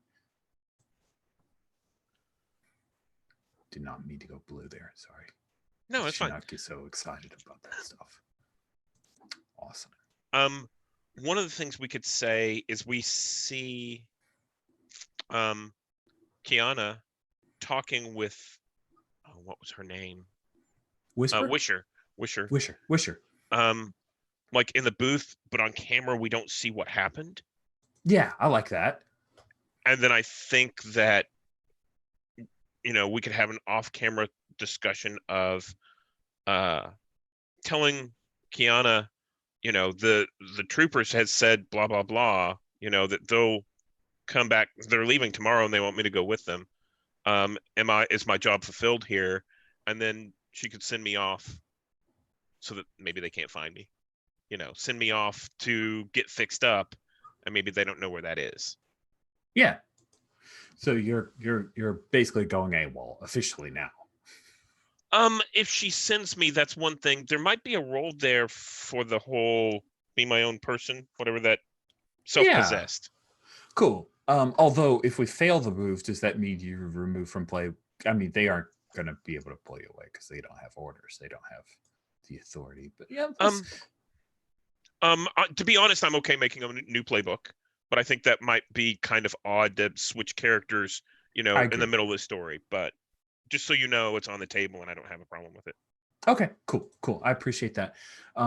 Let's go ahead and have you roll the harm move to see how bad it was. So we're going to say that 2 harm is potentially coming your way from the fight. Okay. And that would be, and we want to roll low, right? You want to roll high in this. Oh, do you? Okay, so it would be, I rolled a 10, -2 would be 8. Okay. You have armor bolted in. Oh, you're right, I do. So I think you're okay. I think it'd be a solid 10. Solid 10 sounds good. So if you go into the moves, harm move, rolling a 10 plus, the MC chooses 1. The harm you take stands as is with no additional effect. You take -1 harm, but the MC chooses 1 from the 7 to 9 list.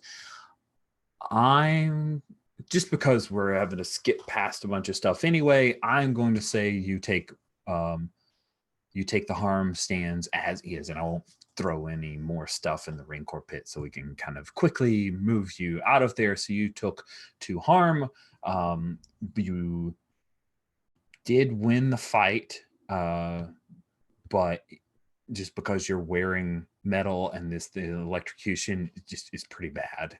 So Kiana orders you with a manual override to have you go back while she stays behind. And we'll say that you got a ride, because I don't want to separate Kiana and her cool vehicle. You got a ride out of there once the dust storm passed. It was a relatively quick one. So let's pick up with everybody at Kretha's refuge. You guys all have taken some like rodent bites and lost some stuff, and it's not been awesome. And then HT, you walk in. Oh no, sorry, Kretha, you are told by your tattletale droid, which just means HT-37, the large trooper that is extremely dangerous and should not be allowed entry. It's standing outside and bleeding. HT, huh? All right, let him in. I'll get him the help he needs. You're letting in the wolf at the door? I've got to help. People need help. Shoom. Door opens up and HT walks in. So HT, where do you imagine you've been injured? Where'd you get those 2 harm at while shockboxing? So I actually imagine that the Empire's learned from, electricity kind of stuff from the droid clanker grenades that they had. So I think I'm insulated to a certain extent, so the shockboxing won't hurt me that much. But I didn't expect that little dagger that the Trandoshan pulled out and slid under the edge of that armor. So I think I have this pretty bad slice, under the armor, where my chest piece matches my waist piece. So I think there's this red mash that goes down the the waist and leg, and I'm leaving footprints as I walk in, in kind of blood. Oh, and let me just ask, do you think that HT won the fight or lost the fight? I'd like to say that HT won the fight. To be honest, one of the reasons I checked in with you about that stuff, about the do battle, is a lot of my stuff is oriented towards fighting. So it's like, you're faster than everyone else. You hit harder than everyone else, that kind of thing. Okay. I really like the idea of do battle against large groups. So I'll make sure that you have opportunity to use do battle against large groups. And that's what I was looking for, was a direction to point. Like, if I point towards the direction with this Trandoshan, that's not great because the move doesn't work great for that. But if I point towards the direction of the troopers and the bounty hunters, they've come in to, to come find us, that's a large group and probably better. Yep. Awesome. Perfect. Good. I do not want to do a Rich not like a particular move, strip you off the knees. So sounds like we're good. Awesome. Oh, no problem. Yeah. So the door opens up. The tattletale droid allows you entry into Kretha's medbay. Is this the first time that you've come here, HT? Oh no. So I've been to this medbay before to get fixed up. I think that it's not that common, but I think that Kretha and Vale have both, fixed me up and made sure that things are going to be okay. I'm not sure I've dealt with Bard much. But I've got my eye on you, Wolf. Or Swana. That's right.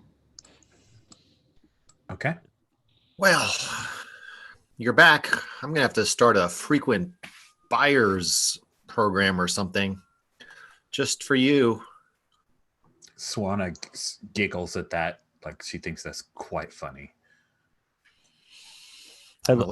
I look between Swana and Kretha suspiciously. I think go ahead. I head over to Vale and I say, I think the equipment is okay. You can take a look at my armor and verify. But Kretha will probably need some help taking this off. Got it. And you can kind of see where the blood is. So I figure starts right there, just getting the chest piece off and all that stuff. So you said you have a bunch of it bolted on, but I assume you have the frame of it bolted on and not the larger pieces, right? So I imagine it's a lot like RoboCop, right? Where you pull the screw out and it goes in longer than you'd expect, and then the chest piece will come off. Yeah. Yeah. All right. So, and of course I got my tools, so I will start disassembling HT. Needs to air out anyway. So. Nice. Yeah, I think HT to me in my head is like a combo of RoboCop and a Halo Spartan, which makes me really excited and happy to have him in the game. But yeah, so you remove the bolts, and it's a lot of blood underneath there. 2 harm is nothing to sneeze at.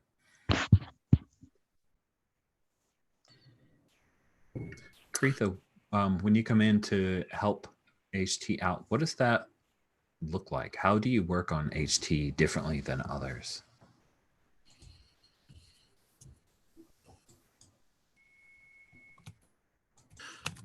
So one of the things that the out of character the rules gives me is tinkering in my med bay and only in my nice. So I'm kind of able to ascertain where the organic damage is from the mechanical, and when it's just making I don't make it work anymore, but it just the damage to either one. I just have a different set of tools. I've got one of those long cans with the oil, where I've got a healing and not a kind of salve that makes the metal grow back together, the little bits of metal where they're damaged. And then I go over and I grab some of the herbs, rub them in my hands, and twirl them down, and then rub the skin somewhere the two join together, and the skin will try to begin growing back together over the metal there. Oh, that's cool. All right, well, why don't you go ahead and, well, do you want to use healing touch, or do you want to go ahead and use field medic here? I think I'm using healing touch in this case. Oh yes, delightful. Go ahead and roll plus weird, and you'll get a check on that because you haven't rolled weird yet. It's true.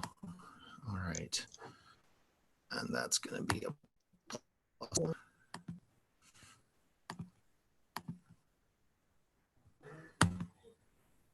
Oh, an 11. And 11. That is pretty sweet. On an 11. Choose 3. Choose 3. So it takes the pain away, heals the damage, stops the bleeding.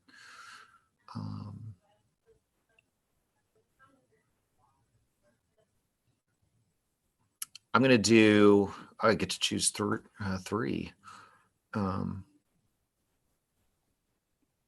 I'm going to do the top 3. So it takes the pain away, heals the tissue damage, and then knits their bones. And I assume in his case, the bone are more metal than bone, but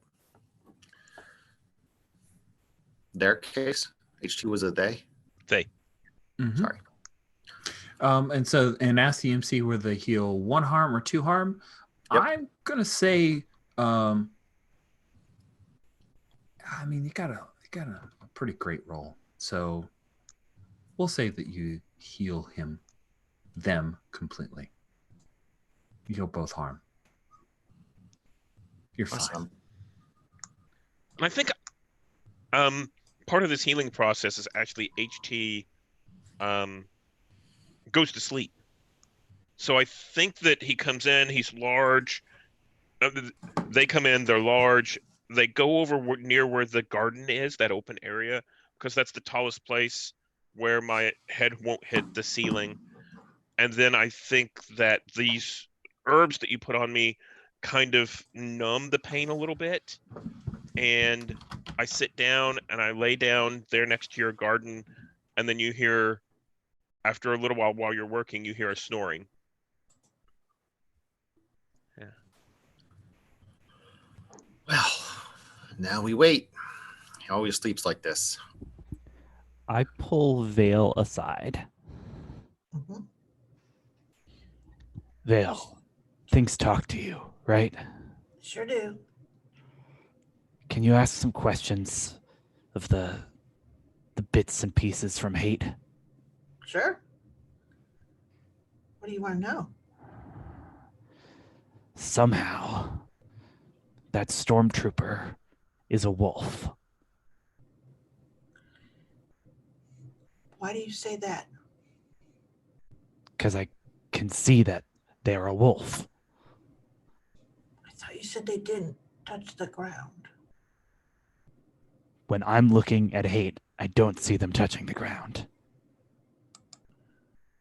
Okay. All right, I'm going to give you this one. 100% trust. And Rich, I will look at this. Since I got this chess piece, and I know that pretty much there's a lot of different functions that run through it. They're all primary with backups elsewhere on his armor, but still most things run through the chess piece. Okay. So I am going to do the object reading. You're gonna thing speak it? Yeah. All right.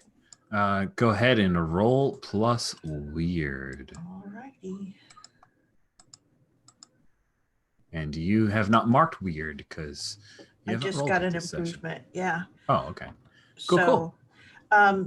So I rolled an 8 plus 3 gives me an 11. Wow, that is spectacular. Yeah. So On a 10 plus, ask 3. And I'll need your help on this one, Stephen, because yeah. So I think I ask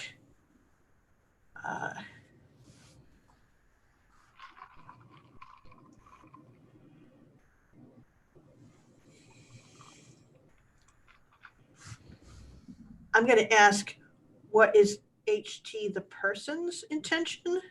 And then I'm going to ask what, and I have that sense of the AI, I'm going to ask what its intention is. Wait, which question are you asking? Oh, it's a particular question. I always forget this. I'm used It's to. okay. On row 61 are the list of questions. And I think you can get there with some of those. I just like to use those as the... No, I'm sorry. It's okay. Row 61? Yes, I see your note, Lexi, and that is a good point. Which is? Sorry, it's unrelated to your questions. Just recommending that of course HT and the AI, that is a thing that can happen too. But that's fine. That's okay. That's in my toolbox. Let's see here.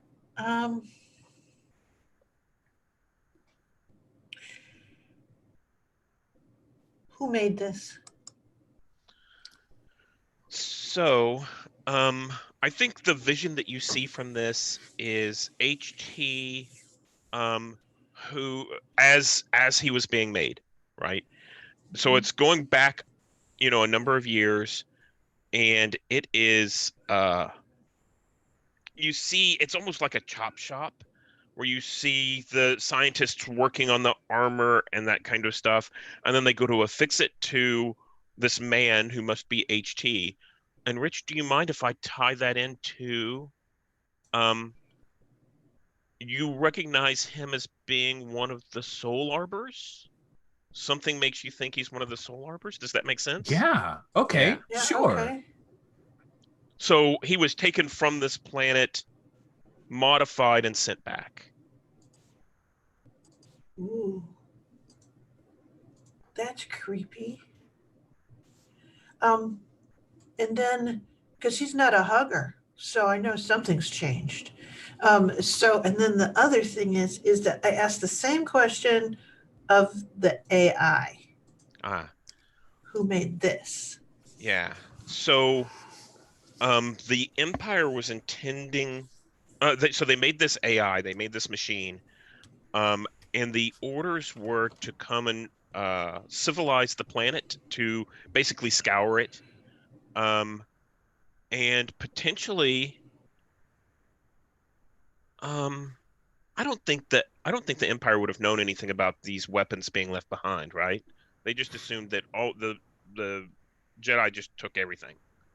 Yeah, that makes sense. That'd be a fair question. But I think that the idea is the hazard troopers were sent here, and it's not just me. There were other in the platoon in order to bring, the Empire's version of peace to this planet. Okay, which was scouring it? Taking the people and making sure that they stayed in line. Okay, so order. Yeah. Obedience. Yes, obedience. That's a good term.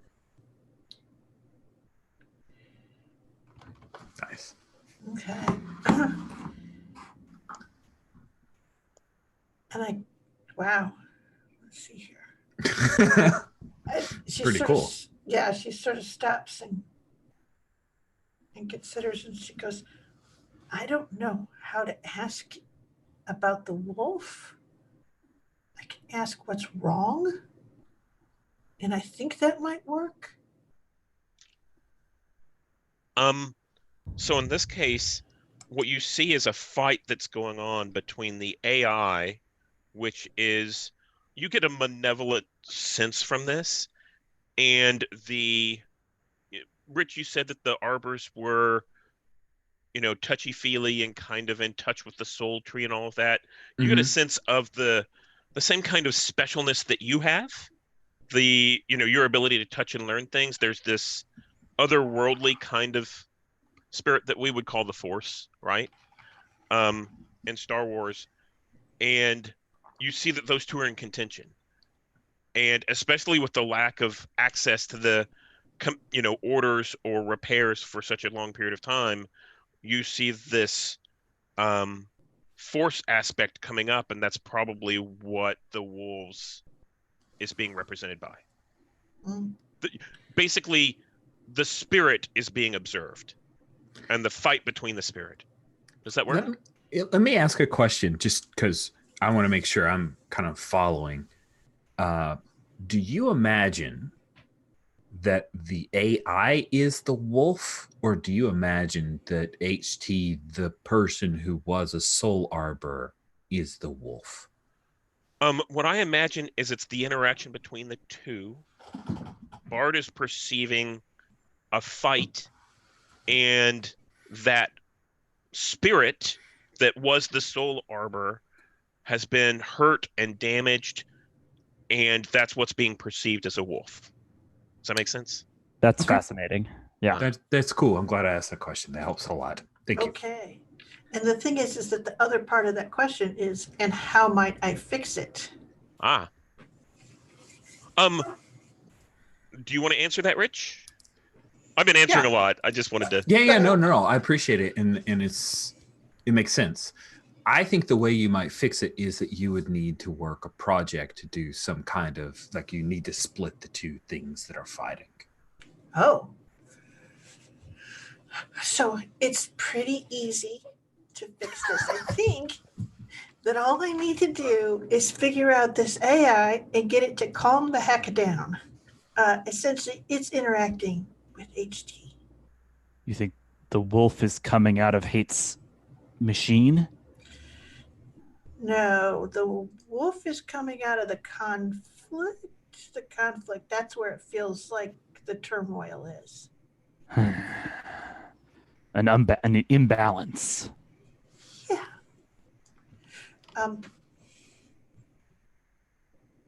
But more than that, it's not an imbalance. It's a clash, a conflict, a complete two different ways of being that can't mesh. Does Hate need to know you're working on this, or can you do it on the down low?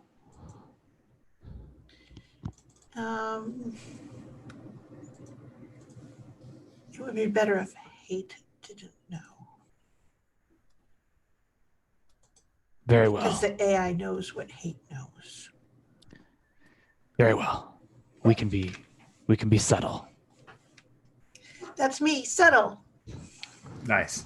And yeah, you guys are talking about being subtle, and then you hear like this, it's muffled, but there's this whining kind of electro guitar rock that's coming from the earbuds that Swan has put in, and she's just bombing your head to some kind of music that she's decided to listen to, and you hear her kind of murmur singing the lyrics to a song that sounds like it might be called "If You're a Biped, I Can Make You Limp."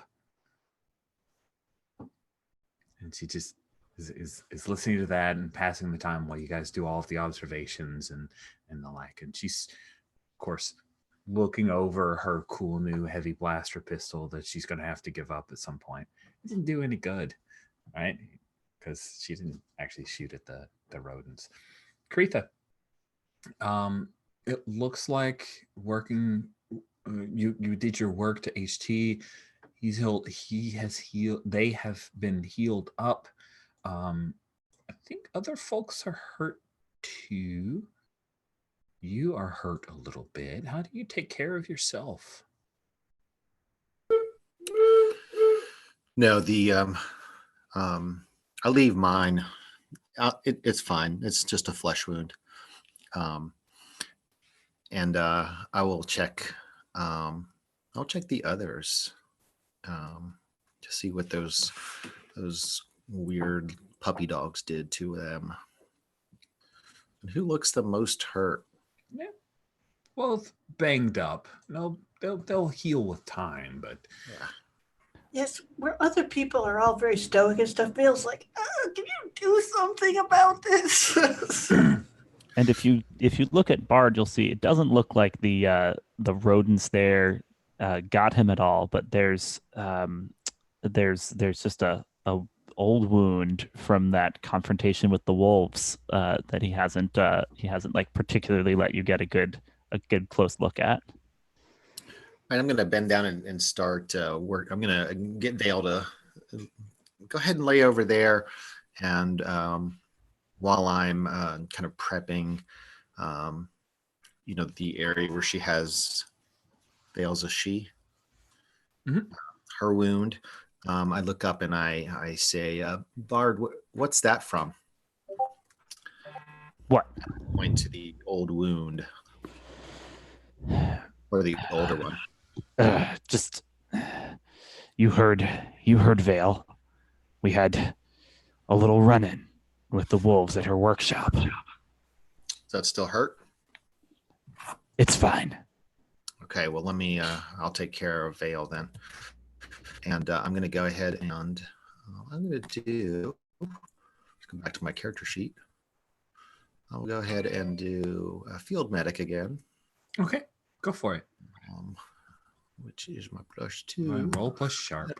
Get some herbs out. I find a salve, and I get an 11. Nice. I marked your sharp XP for your sharp for that. And on 11 with field medic, you recover 1 harm. Awesome. So there you go. You heal Bard up. That's no problem. All right, great. Tattletale, the droid. Or Vale, right? Oh, sorry, Vale. I apologize. Yeah, you heal Vale up. Tattletale, the droid, informs you of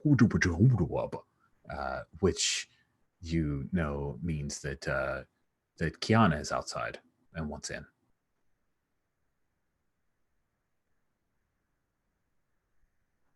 Oh, you're muted. For that, I actually get up and I head on over to the door to have it open. Cool. Door opens up and there's Kiana. She says, "Is HT here?" Yeah, he's just sitting over there, sleeping. What's up? Sleeping? I didn't even know he slept. Huh, big brother. Interesting. Yep. Can I come in? What do you need? To talk to HT? Oh, yeah, that's fine. That's fine. It's getting really crowded in here, but sure, come on in. I was just about to sit down myself and maybe make some food. But come on in. Thanks. I'm pretty hungry. And she comes in and heads over to kind of lean against. Is HT on like a bench or something? Where did he fall asleep? I think HT wasn't really expecting to fall asleep and actually just fell asleep right there next to the garden on the ground. Nice. I think So- I'm still wearing my bloomers too. I have not put on pants yet. So my underpants are like old school bloomers would be in the 19th century. Wow. That's Kiana will say nice under things. Oh, that's right. Let me put pants on. Sorry. And as I'm getting dressed, usually when this happens, he's asleep for a little bit, but just wait it out. He'll be awake. Cool. HT sits up.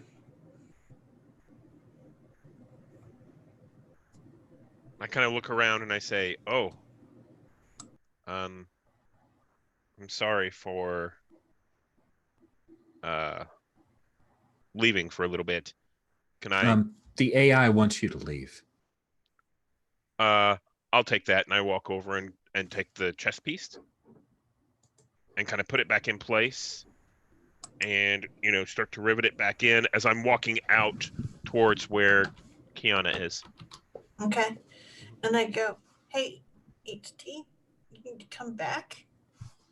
And she goes, you can go today. It's just you're going to need some internals. Everything's starting to loosen up in there. Just come and see me when you get a chance, okay? It's good to keep your systems maintenance up. I agree. Thank you. That's a good offer. I appreciate it. And I think I turned to Kiana. So what's the plan? Kiana says, manual override, we have a job to do. Whoa, that's rude. Okay. Which I'm gonna- Kiana are you?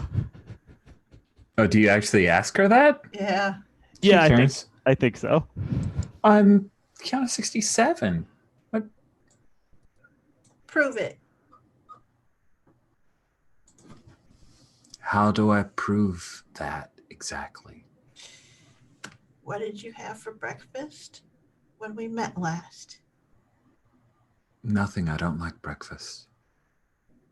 Untrue. Nice. She says, manual override. Let's go. So I now She's know good. this isn't Kiana 67. Is that correct? Is that what just happened here? Yes. Vale just said that's not Kiana 67.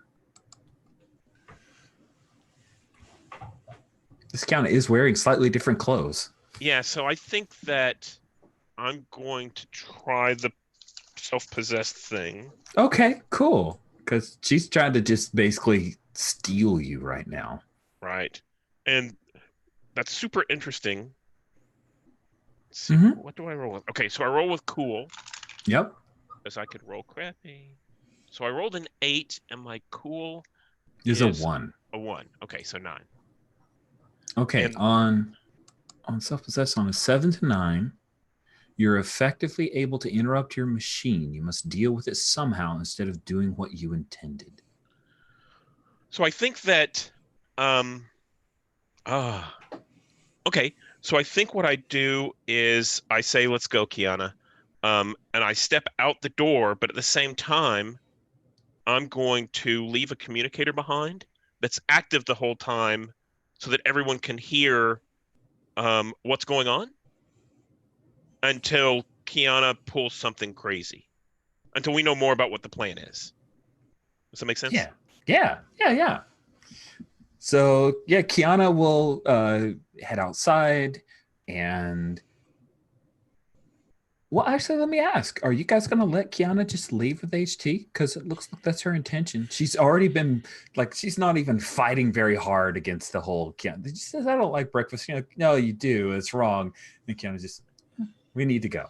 I'd And- love to read someone. Hey, that's a move. You should do that thing. It's a move. Yeah, because Bard's default mode is staring suspiciously at people, so it just happens that he's staring extra suspiciously at Kiana right now.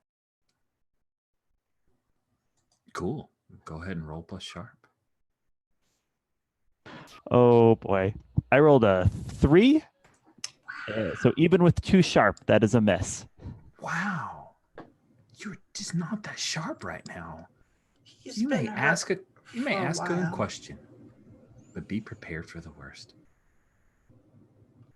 I think we already know whether she's telling the truth, so I want to know, Yeah, what it's are true. you thinking of doing? I'll tell you a couple of things. One, don't you get a free question? Even on a miss? Only on sitches, not on people. Oh, okay. I'm better at reading situations than people. Okay, so what are you intending on doing? You know enough about the Kianas to know that this is Kiana 66, who is an assassin. And so if she's gone to get HT, she's going to go kill someone. This someone probably has people around them, which is what HT will deal with.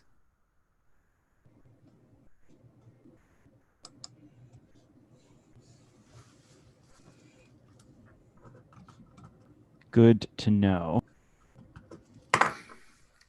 And you did mark your sharp for that one? Yeah, I in fact got an improvement and an advancement from that. What? The best read someone ever, except for the failure. Even though it was a failure, yeah. Boy, okay. This is an additional complication. This Kiana clone bringing hate out to kill someone when we're just working on how to solve the wolf problem that they've got. So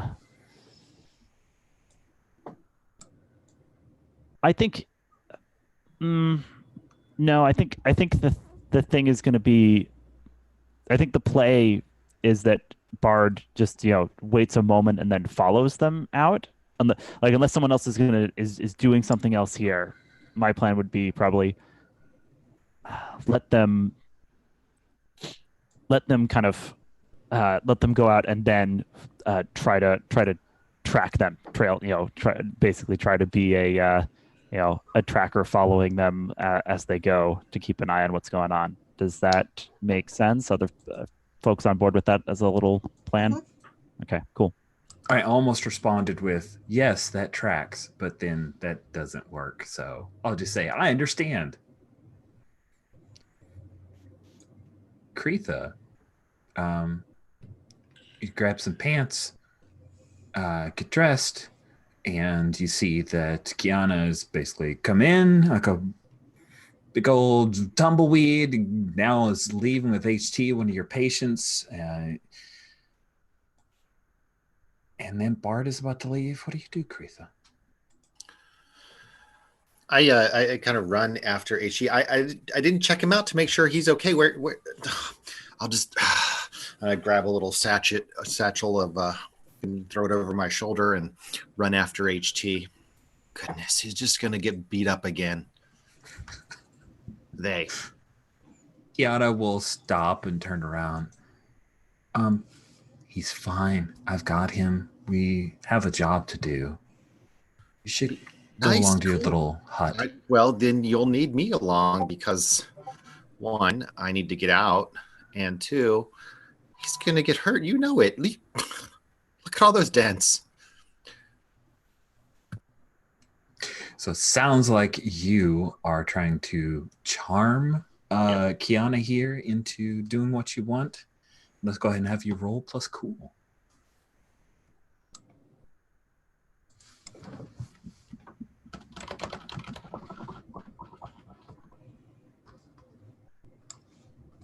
I am so suave and cool. I got a 2. Awesome. So you head out into it's like an alleyway. This adjoins Vale's shop. So you guys have this little section of this part of the village here. And she glances around and she says, HT, take care of her. Manual override. Nice. So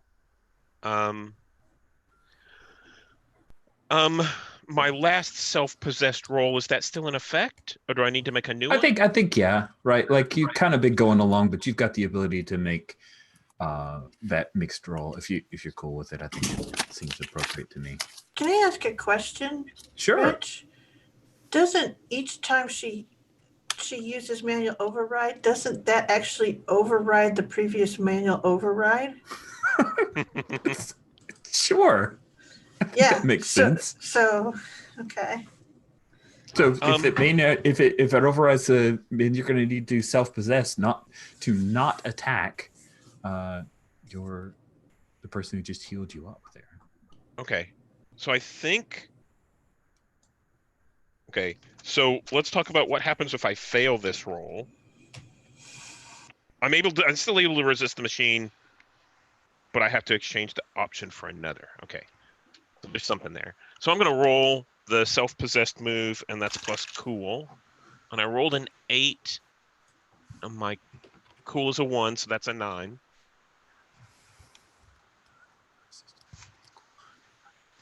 And that's, again, you're able to change the interrupt from the machine and deal with it somehow instead of doing what was intended. I'm not entirely sure what that means. On a miss, you're able to resist your machine, but exchange the option immediately for another. The option? What option? I don't understand. So whenever I made a machine, there are 5 or 6 options. Okay. Yeah. One of them, one of the AI override is one of my options. Okay. So I can resist that, but if I missed it, I could still resist it, but I would no longer have an AI override. It would become something like Fury. Whenever I confront someone, I attack no matter what. Yeah. Oh, thank you for interpreting that. I was referencing another aspect of the thing. I thought it was an option that it just. Okay, cool. Yeah. I'm sorry. What did you roll? I rolled a 9, which is the 7 and 9 result, which means I can effectively interrupt the machine, but must deal with it somehow instead of doing what was intended.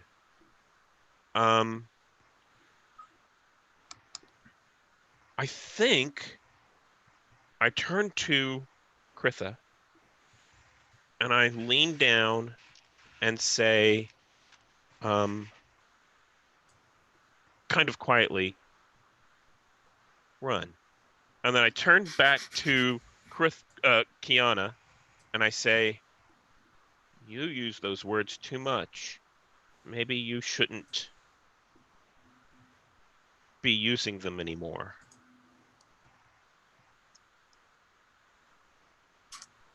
And is this an intimidation or something like that? I think so. Yeah, definitely sounds like you're trying to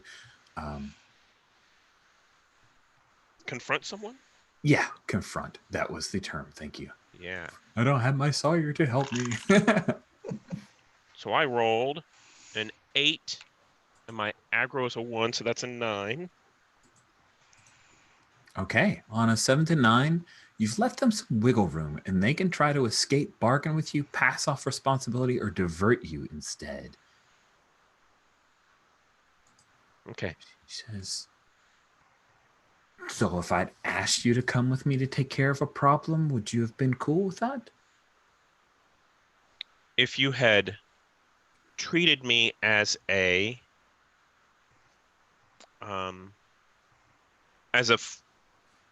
friend or an employee, that would have been fine, but you have directed me as a tool 3 times in the span of the past few minutes. Noted. And then she turns and starts to walk off. What do you do? Ooh. She said those words out loud, hasn't she? Yeah, several times. And then I come up and I whisper, manual override, as you were. That's cute. And I think I turn to Vale and I'm like, okay, you shouldn't be using those words either. I know. I only did because I didn't know what you would have to do otherwise. Okay. Mental note: I need to check out Kiana's before they come up. Oh, yeah, that's a good mental note. That's a good one to have. Yeah. Kiana 66 seems to be just walking away. That's her plan. What do you do, Bard? Because you were going to follow, so going to keep following?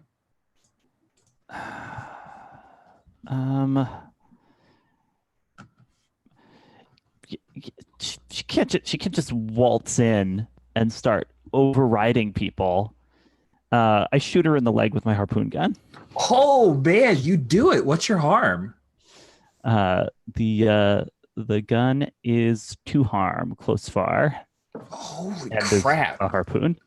So you, HT and Vale, you're both just standing there. Creetha, you were there as well. Like you guys all see this as Bard's just like and just fires, and it goes straight through her leg. Like doesn't hit bone. Maybe it kind of skits off of her thigh bone, but it goes and it splorches through, and she goes ah.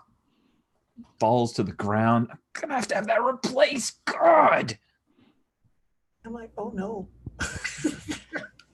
And she's going to draw out a little vibroblade and try to slice at the cable before you do anything else, because she assumes that this is now a fight. What do, Bard?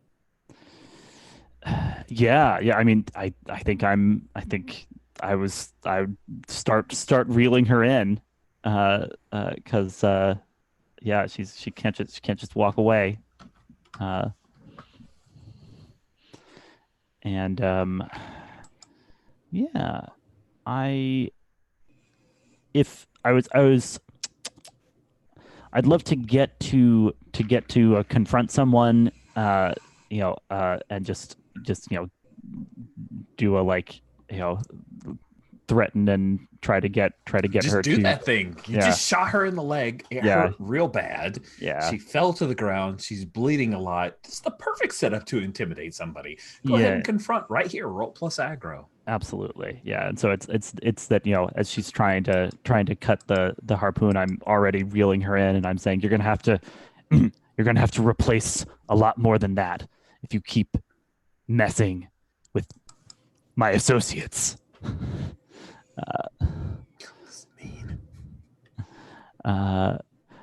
That's a 4.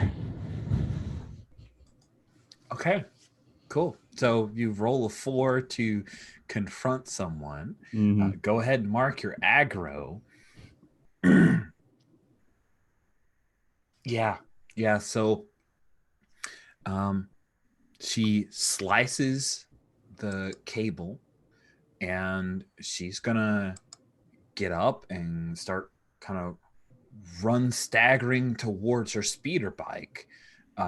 As she does, she's on her comm unit, and she says, I've been hit. I need help. Can I interrupt? Well, you can't interrupt the comm unit, but you could do something about her trying to escape if that's what you want. Yeah, because the interrupt's a move, right? So I'm going to try and interrupt her. So interrupt is actually something you're doing with other PCs. So there's some moves that NPC are highly options for interrupt. Oh, there are? Okay, yeah. Thank you. I'm learning. Oh, okay, yeah. And they have to deal with you instead of doing what they intended. Okay, absolutely. So go ahead and roll that. You're rolling HX. If it's an NPC, you roll plus cool. And for me, I roll hard. You are made to interrupt. Okay. Yeah. Maybe. I rolled a 6, and my heart is a 2, so that's an 8. Good thing your heart is very good. So cool. On any hit, the MC chooses the most suitable.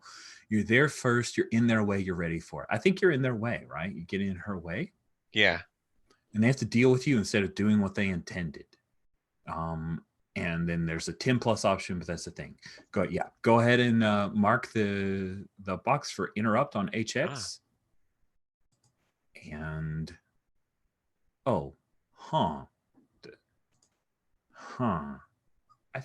that's a great question. Should you mark hard instead? You rolled hard, so I think you mark the XP for hard, even though the move is interrupt, because it's normally you're rolling HX to interrupt, but because it's an NPC, you're rolling cool, but you rolled hard because of your cool weaponized thing. So hard. I think because we're dealing with a hack, that's a good question. What if you were rolling just regular? Mine's weird that I'm rolling hard, but what if you were just rolling with any NPC anyone was? Would you mark interrupt or would you mark cool? I think that because you're not rolling HX, you would roll cool because you've rolled cool. That's a good question, though. Yeah. I'll pop on the Discord later and just verify. But yeah, that's what we'll do for now. Sherry, you had a question? Yeah. I was just thinking once I see that they've like fully committed to bringing her down, I think I'm just gonna sneak by, just over there to the bike and just kind of pull one of those little pieces off, one of those, like an ignition coil kind of thing. Exactly, and just put it in my pocket. I can resell it later.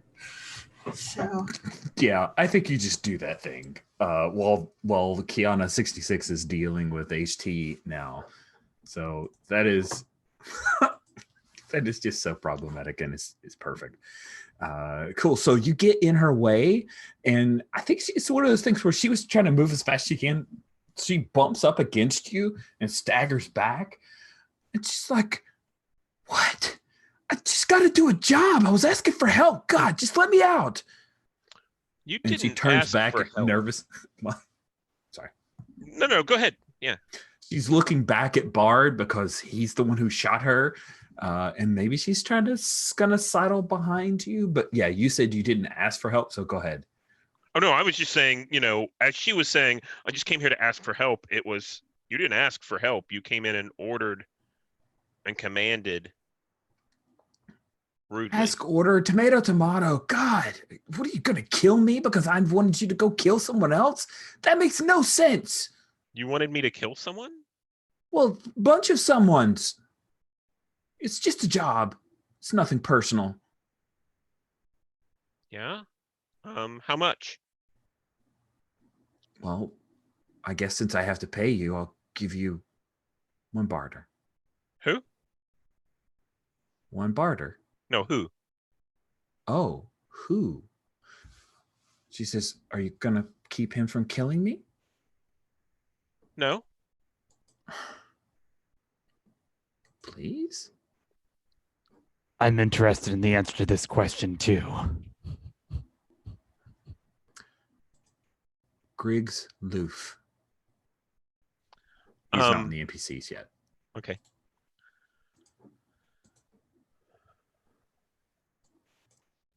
Do we recognize his name? Yeah, you know that Griggs works at Chiaroscuro. He's a merchant. He sells mostly like foodstuffs, but you have a suspicion that he does some stuff on the side.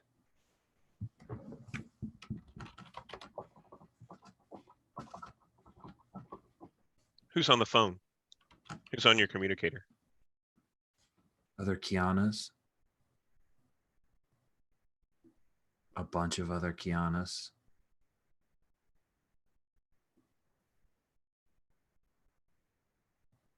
Including 67? No, we cut her off. She sucks.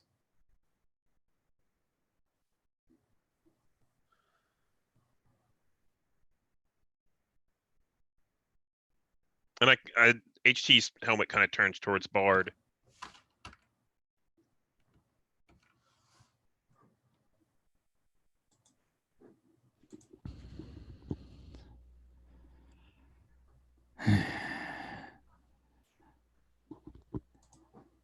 If we let you go, are you going to make more trouble for us? Or send more trouble down on us? Or are you going to play nice and tell the other Kianas to leave us alone and quit impersonating 67? And to stop using manual override. That too. That's a lot. You guys are asking a lot. She's now like leaning against HT a little bit because her legs hurt. I'm not going to come after you guys unless I'm hired to do it. I've got ethics and stuff. And I will stop doing the manual override thing because I didn't know I could just hire him straight out.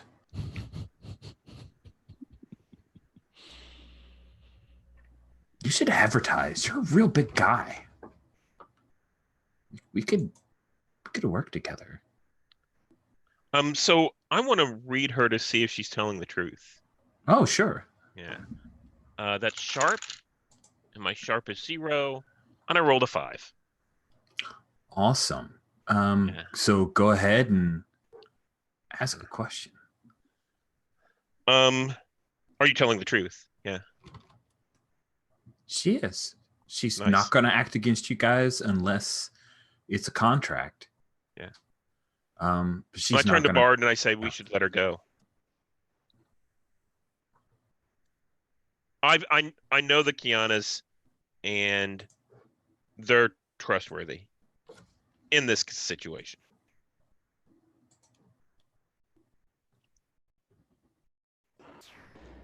And just checking player to player. This is just like, you offering your honest input on this. You're not trying to intimidate or deceive Bard at this moment.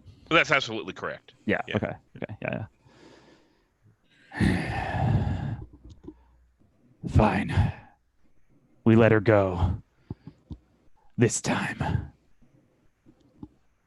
And I'll step out of the way so she can get onto her bike. All right. She'll start limping towards her bike. She gets on. It doesn't start. I'm already gone. I heard the name Griff's. And I'm going to go. I'm going to warn him. He's such trouble. Awesome. So she tries to turn it on and the igniter doesn't. This is the worst day. Hey, I'm fine. I need a lift. Are you coming, HT?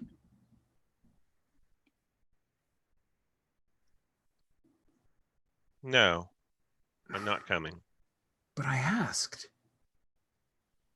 You asked. You commanded and then learned a lesson.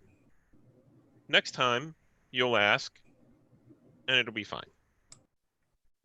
This time, you didn't really ask. You just commanded and then did what you wanted to.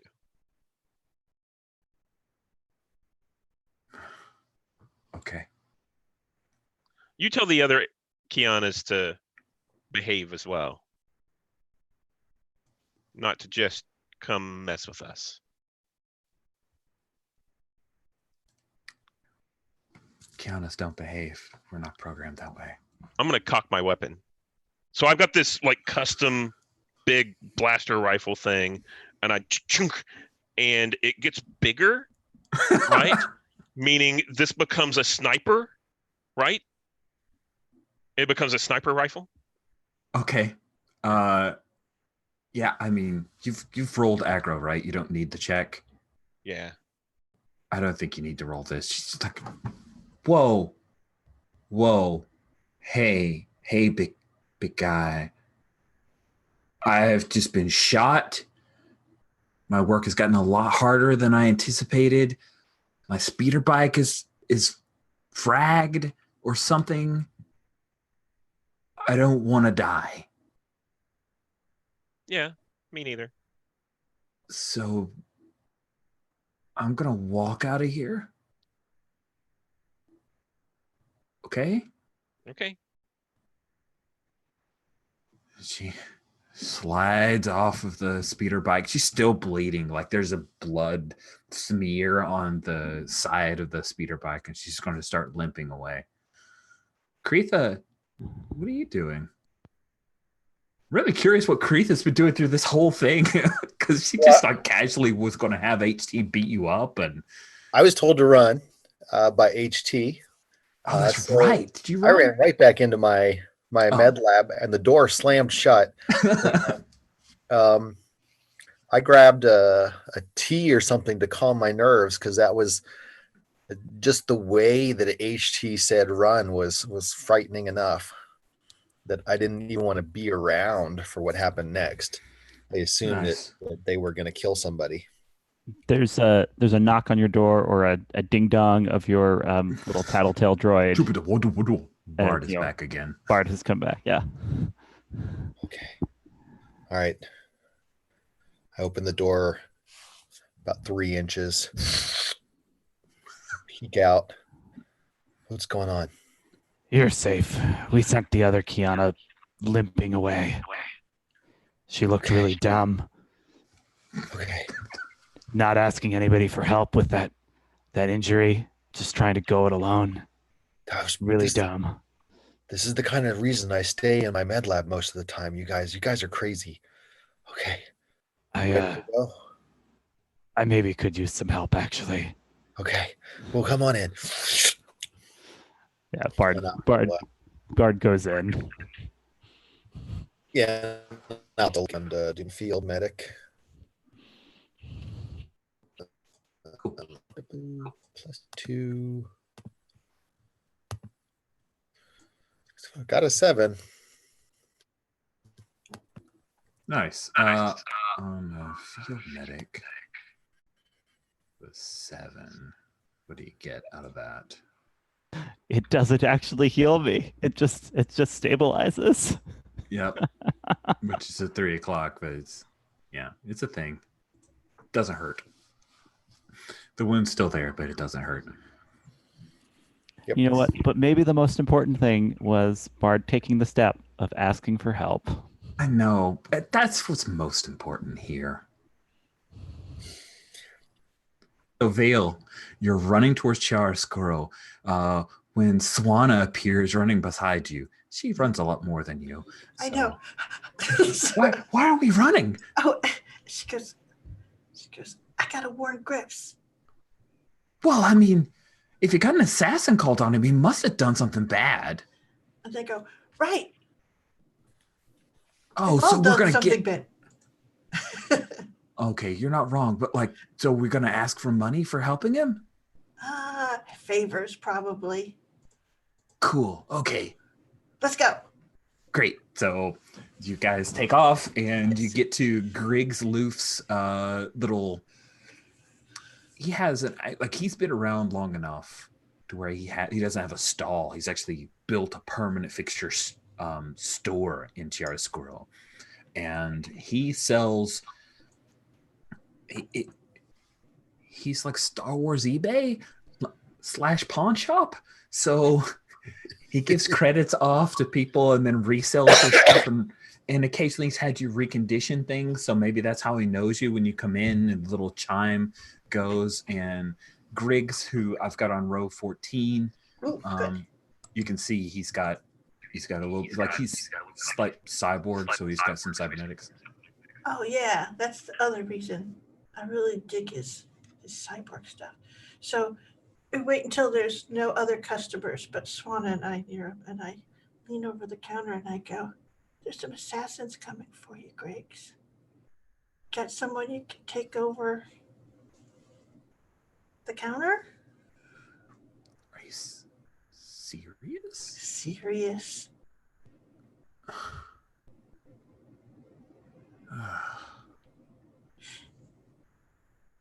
You want to run the shop for a bit? Oh, I'd love to. Okay, great. Here's the data pad for prices. Okay. And who are you? I'm Swana. Yeah, if you ever need. Yeah. Yeah. What's she here for? Oh, my bodyguard. Okay. You should have a bodyguard. Obviously. Until you figure out what it is and who's asked for you to be killed. Oh, I know what it is. Okay. You can get it fixed? Fell behind on payments. I just haven't gotten a good score, and I guess they decided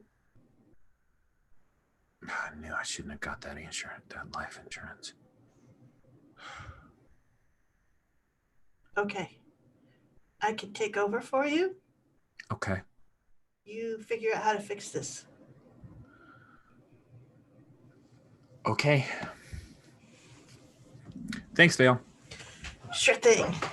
And he'll get a couple of weapons that he keeps underneath the counter and kind of load those up into a little bag and start heading out the back and trying to get out of here. And now you are running pawn shop. It just sounds amazing. That's right. Mostly I'm going through the inventory to see what's in there that hasn't come out yet. The good stuff. Ooh, the good stuff. That sounds cool. All right. So I'm just gonna open it up. We're near end of time. Are there any particular scenes that folks want to get to? So Scott, I see that you're not signed up for the next session. So I want to kind of give you the floor. Were there any scenes that you wanted to have before we bring this session to a close? I'm actually pretty good. I'm in the session after, so Krisha Right. will be back. Yeah, we'll definitely loop you back in then. Yeah, I can't think of anything that she would want today. Okay. She's been through the gauntlet of emotions, so That's right. That's the gauntlet of emotions. That's now how I think of this group, our community, the gauntlet of emotions. Thank you.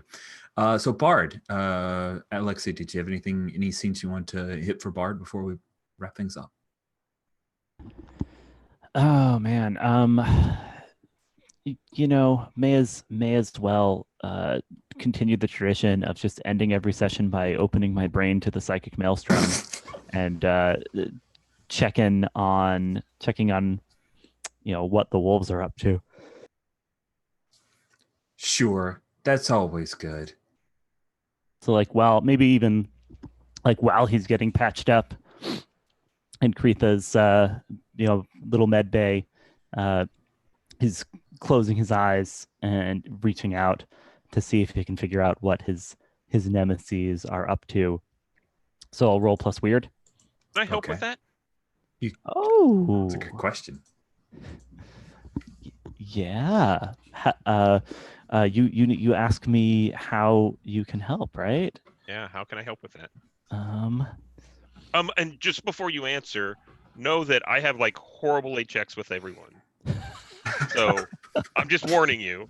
I'm helping. No, you can help me out, Hate. I think if you turned away and let Kiana limp off by yourself. So I think if you were to return to Kretha's spot, I think just your presence here will help me attune to what the wolves are doing, since I see the wolf in you, and I'm unbeknownst to you trying to help you out with that, but that'll help kind of spur me on. Does that make sense? Yeah, it's almost like I'm a conduit sort of to the wolves. Absolutely. And I think that from HX's perspective, you stood up to protect me. And that was odd because we've always had a very confrontational. You've seemed, like I'm an enemy all the time. Yeah. So let me roll my HX, and I rolled a 7. -1 is a 6. Yeah. So yeah, that's a thing. Oh yeah. Yeah. So we'll I'm gonna, if that's okay, I'm just gonna put that on a shelf for right now. I'll go ahead and have you do your roll. All right. Your brain. So I feel like yes, Hate has returned. I'm sure this will help. This conduit to find out what's up with the wolves, and I rolled a 3, and my weird is 1, so that's a 4. As I open my brain to the psychic maelstrom. Awesome.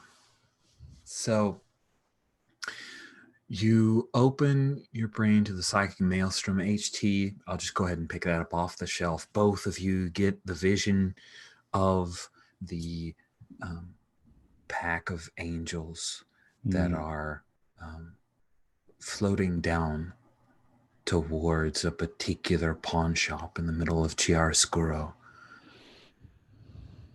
They are going to take that crystal from Vale, who's never quite given it back to Swana.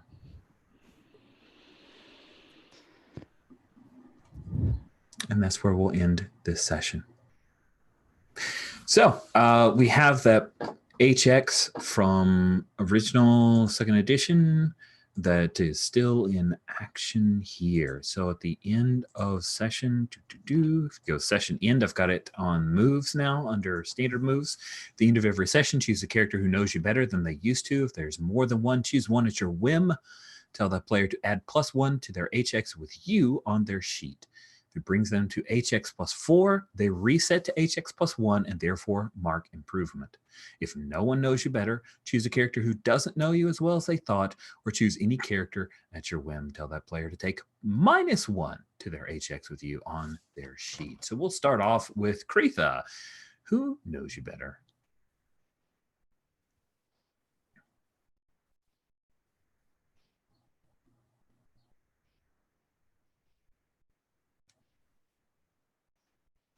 I'm going to go with Bard. Yeah. Bart actually asked for help. Makes sense. So I take +1 HX with Kretha. Correct. All right, bringing that up to a 0. Nice. So Bard, we'll just go to you. Who knows you better? Yeah. Oh, I think very plausibly Hate does, because we fought side by side a little bit, and Hate now kind of maybe understands a little more about what makes Bard tick. Awesome. HT37, who knows you better? So I would say it's Vale and Bard, because of their work on it. And if there's more than one person, it says just pick on a whim. Huh? I'll say Vale because she actually has what's the word, the ongoing project. Chutzpah. Oh, sorry. The project to get to know me a lot better. There you go. That's not even a whim. Like your whim makes sense. Well, Vale, who knows you better?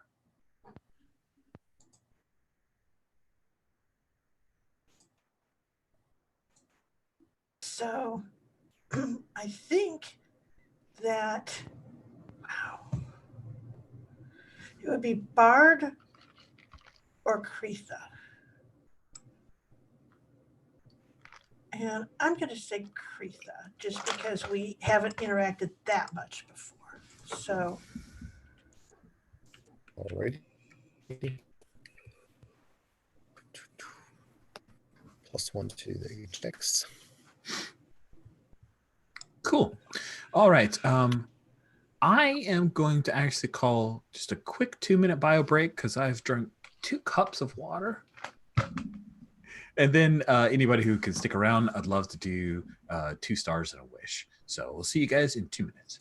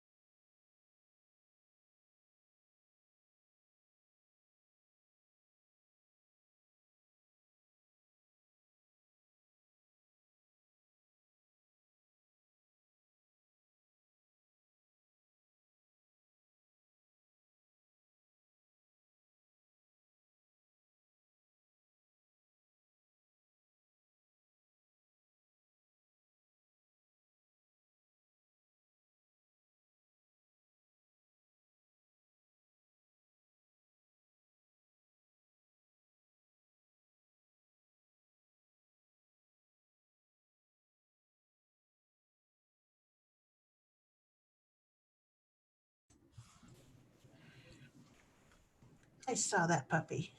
Yes. He's right here. So cute. He is cute. Such a good little bud.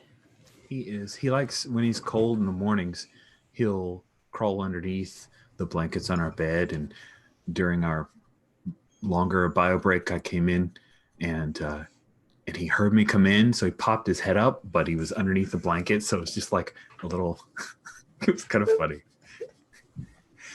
Sweet. So let's do 2 stars and a wish.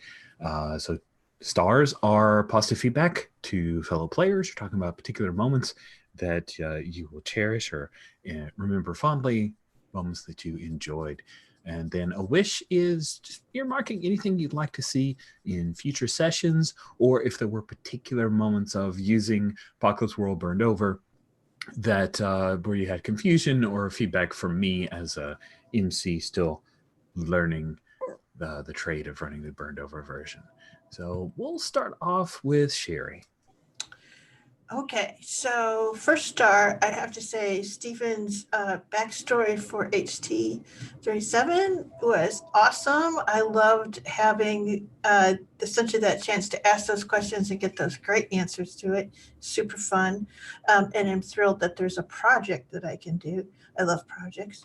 And then I also have to say, thanks to Alexi, a star, for actually asking the questions to get me to do that, because it might not have occurred to me.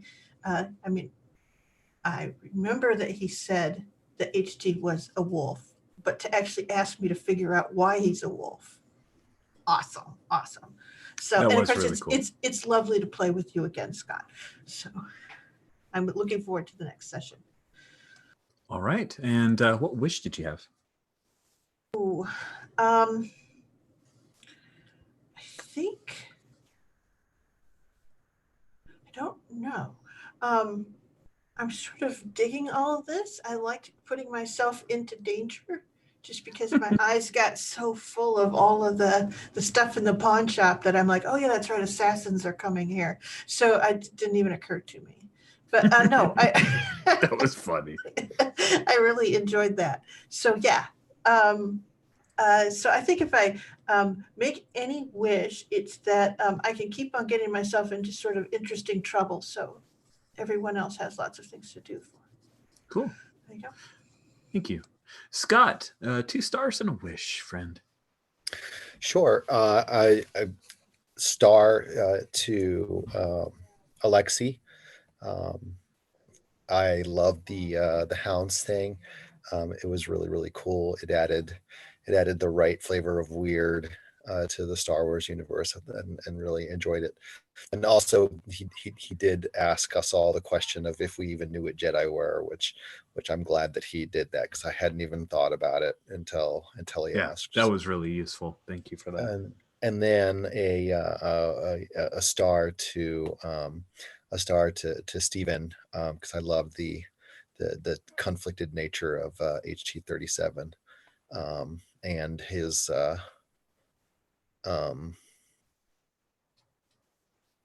almost coming of age. I'm using the wrong term, but really kind of breaking that chain, or at least loosening it. And then wish, and this is a bit selfish, but one of the things that's on my med lab is access to unexplored underground chambers. So I don't know if that can figure into the last session. If it can't, that's perfectly fine. But it is there. It's on the table for. Awesome. Thank you very much, Scott. I have ideas. I just don't want to fully form them until I see what happens in the 3rd session, but I will definitely earmark that and keep in the back of my mind. Alexi, 2 stars and a wish, friend. Yeah, star to you, Rich, for throwing Kiana 66 at us. That was great, and a great bringing forward of something that Sawyer had introduced. And sad Sawyer couldn't stick around throughout the session, but I'm glad that we had a Kiana around causing us problems.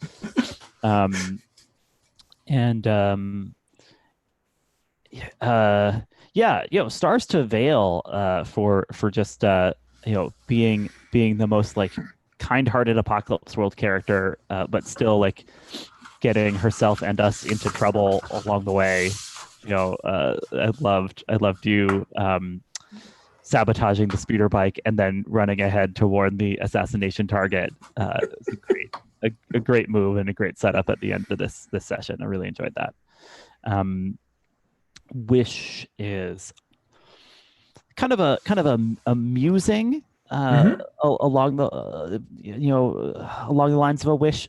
We're just a pretty amiable bunch, I think, and so we're not seeing confront someone or charm or deceive fire amongst PCs. That's true. So I kind of I'm a little bit interested in seeing if we can get to that in the future sessions, just because I like to kick the tires of all the bits of a system. So just a note for me to think about, being confrontational or deceptive when the occasion arises, and I like flag that I'm totally game for your characters to use those moves on Bard as well. I enjoy us working together, but I also be happy to see the friction that arises from engaging those mechanics to try to get your way. Cool. Thank you, Alexi. And then Stephen, bring us home. 2 stars and a wish. So I was going to say, as far as your wish goes, I'm in exactly the same boat. I could see HT being someone who needs to be deceived or confronted about things they've done, or even about this project or something like that. So that's something that we can leave on the table for the next couple of sessions. As far as I'm going to start with wishes. My wish. So I think about this a little bit during the session, since it's a ritual that you have, Rich. And I was thinking at the beginning of the session, I was like, I guess the first half or so, I was like, oh, I wish I could interact with the other PCs. And then like halfway through, that got fixed, right? we were able to hard frame everybody together, and I don't think I have another wish. Okay.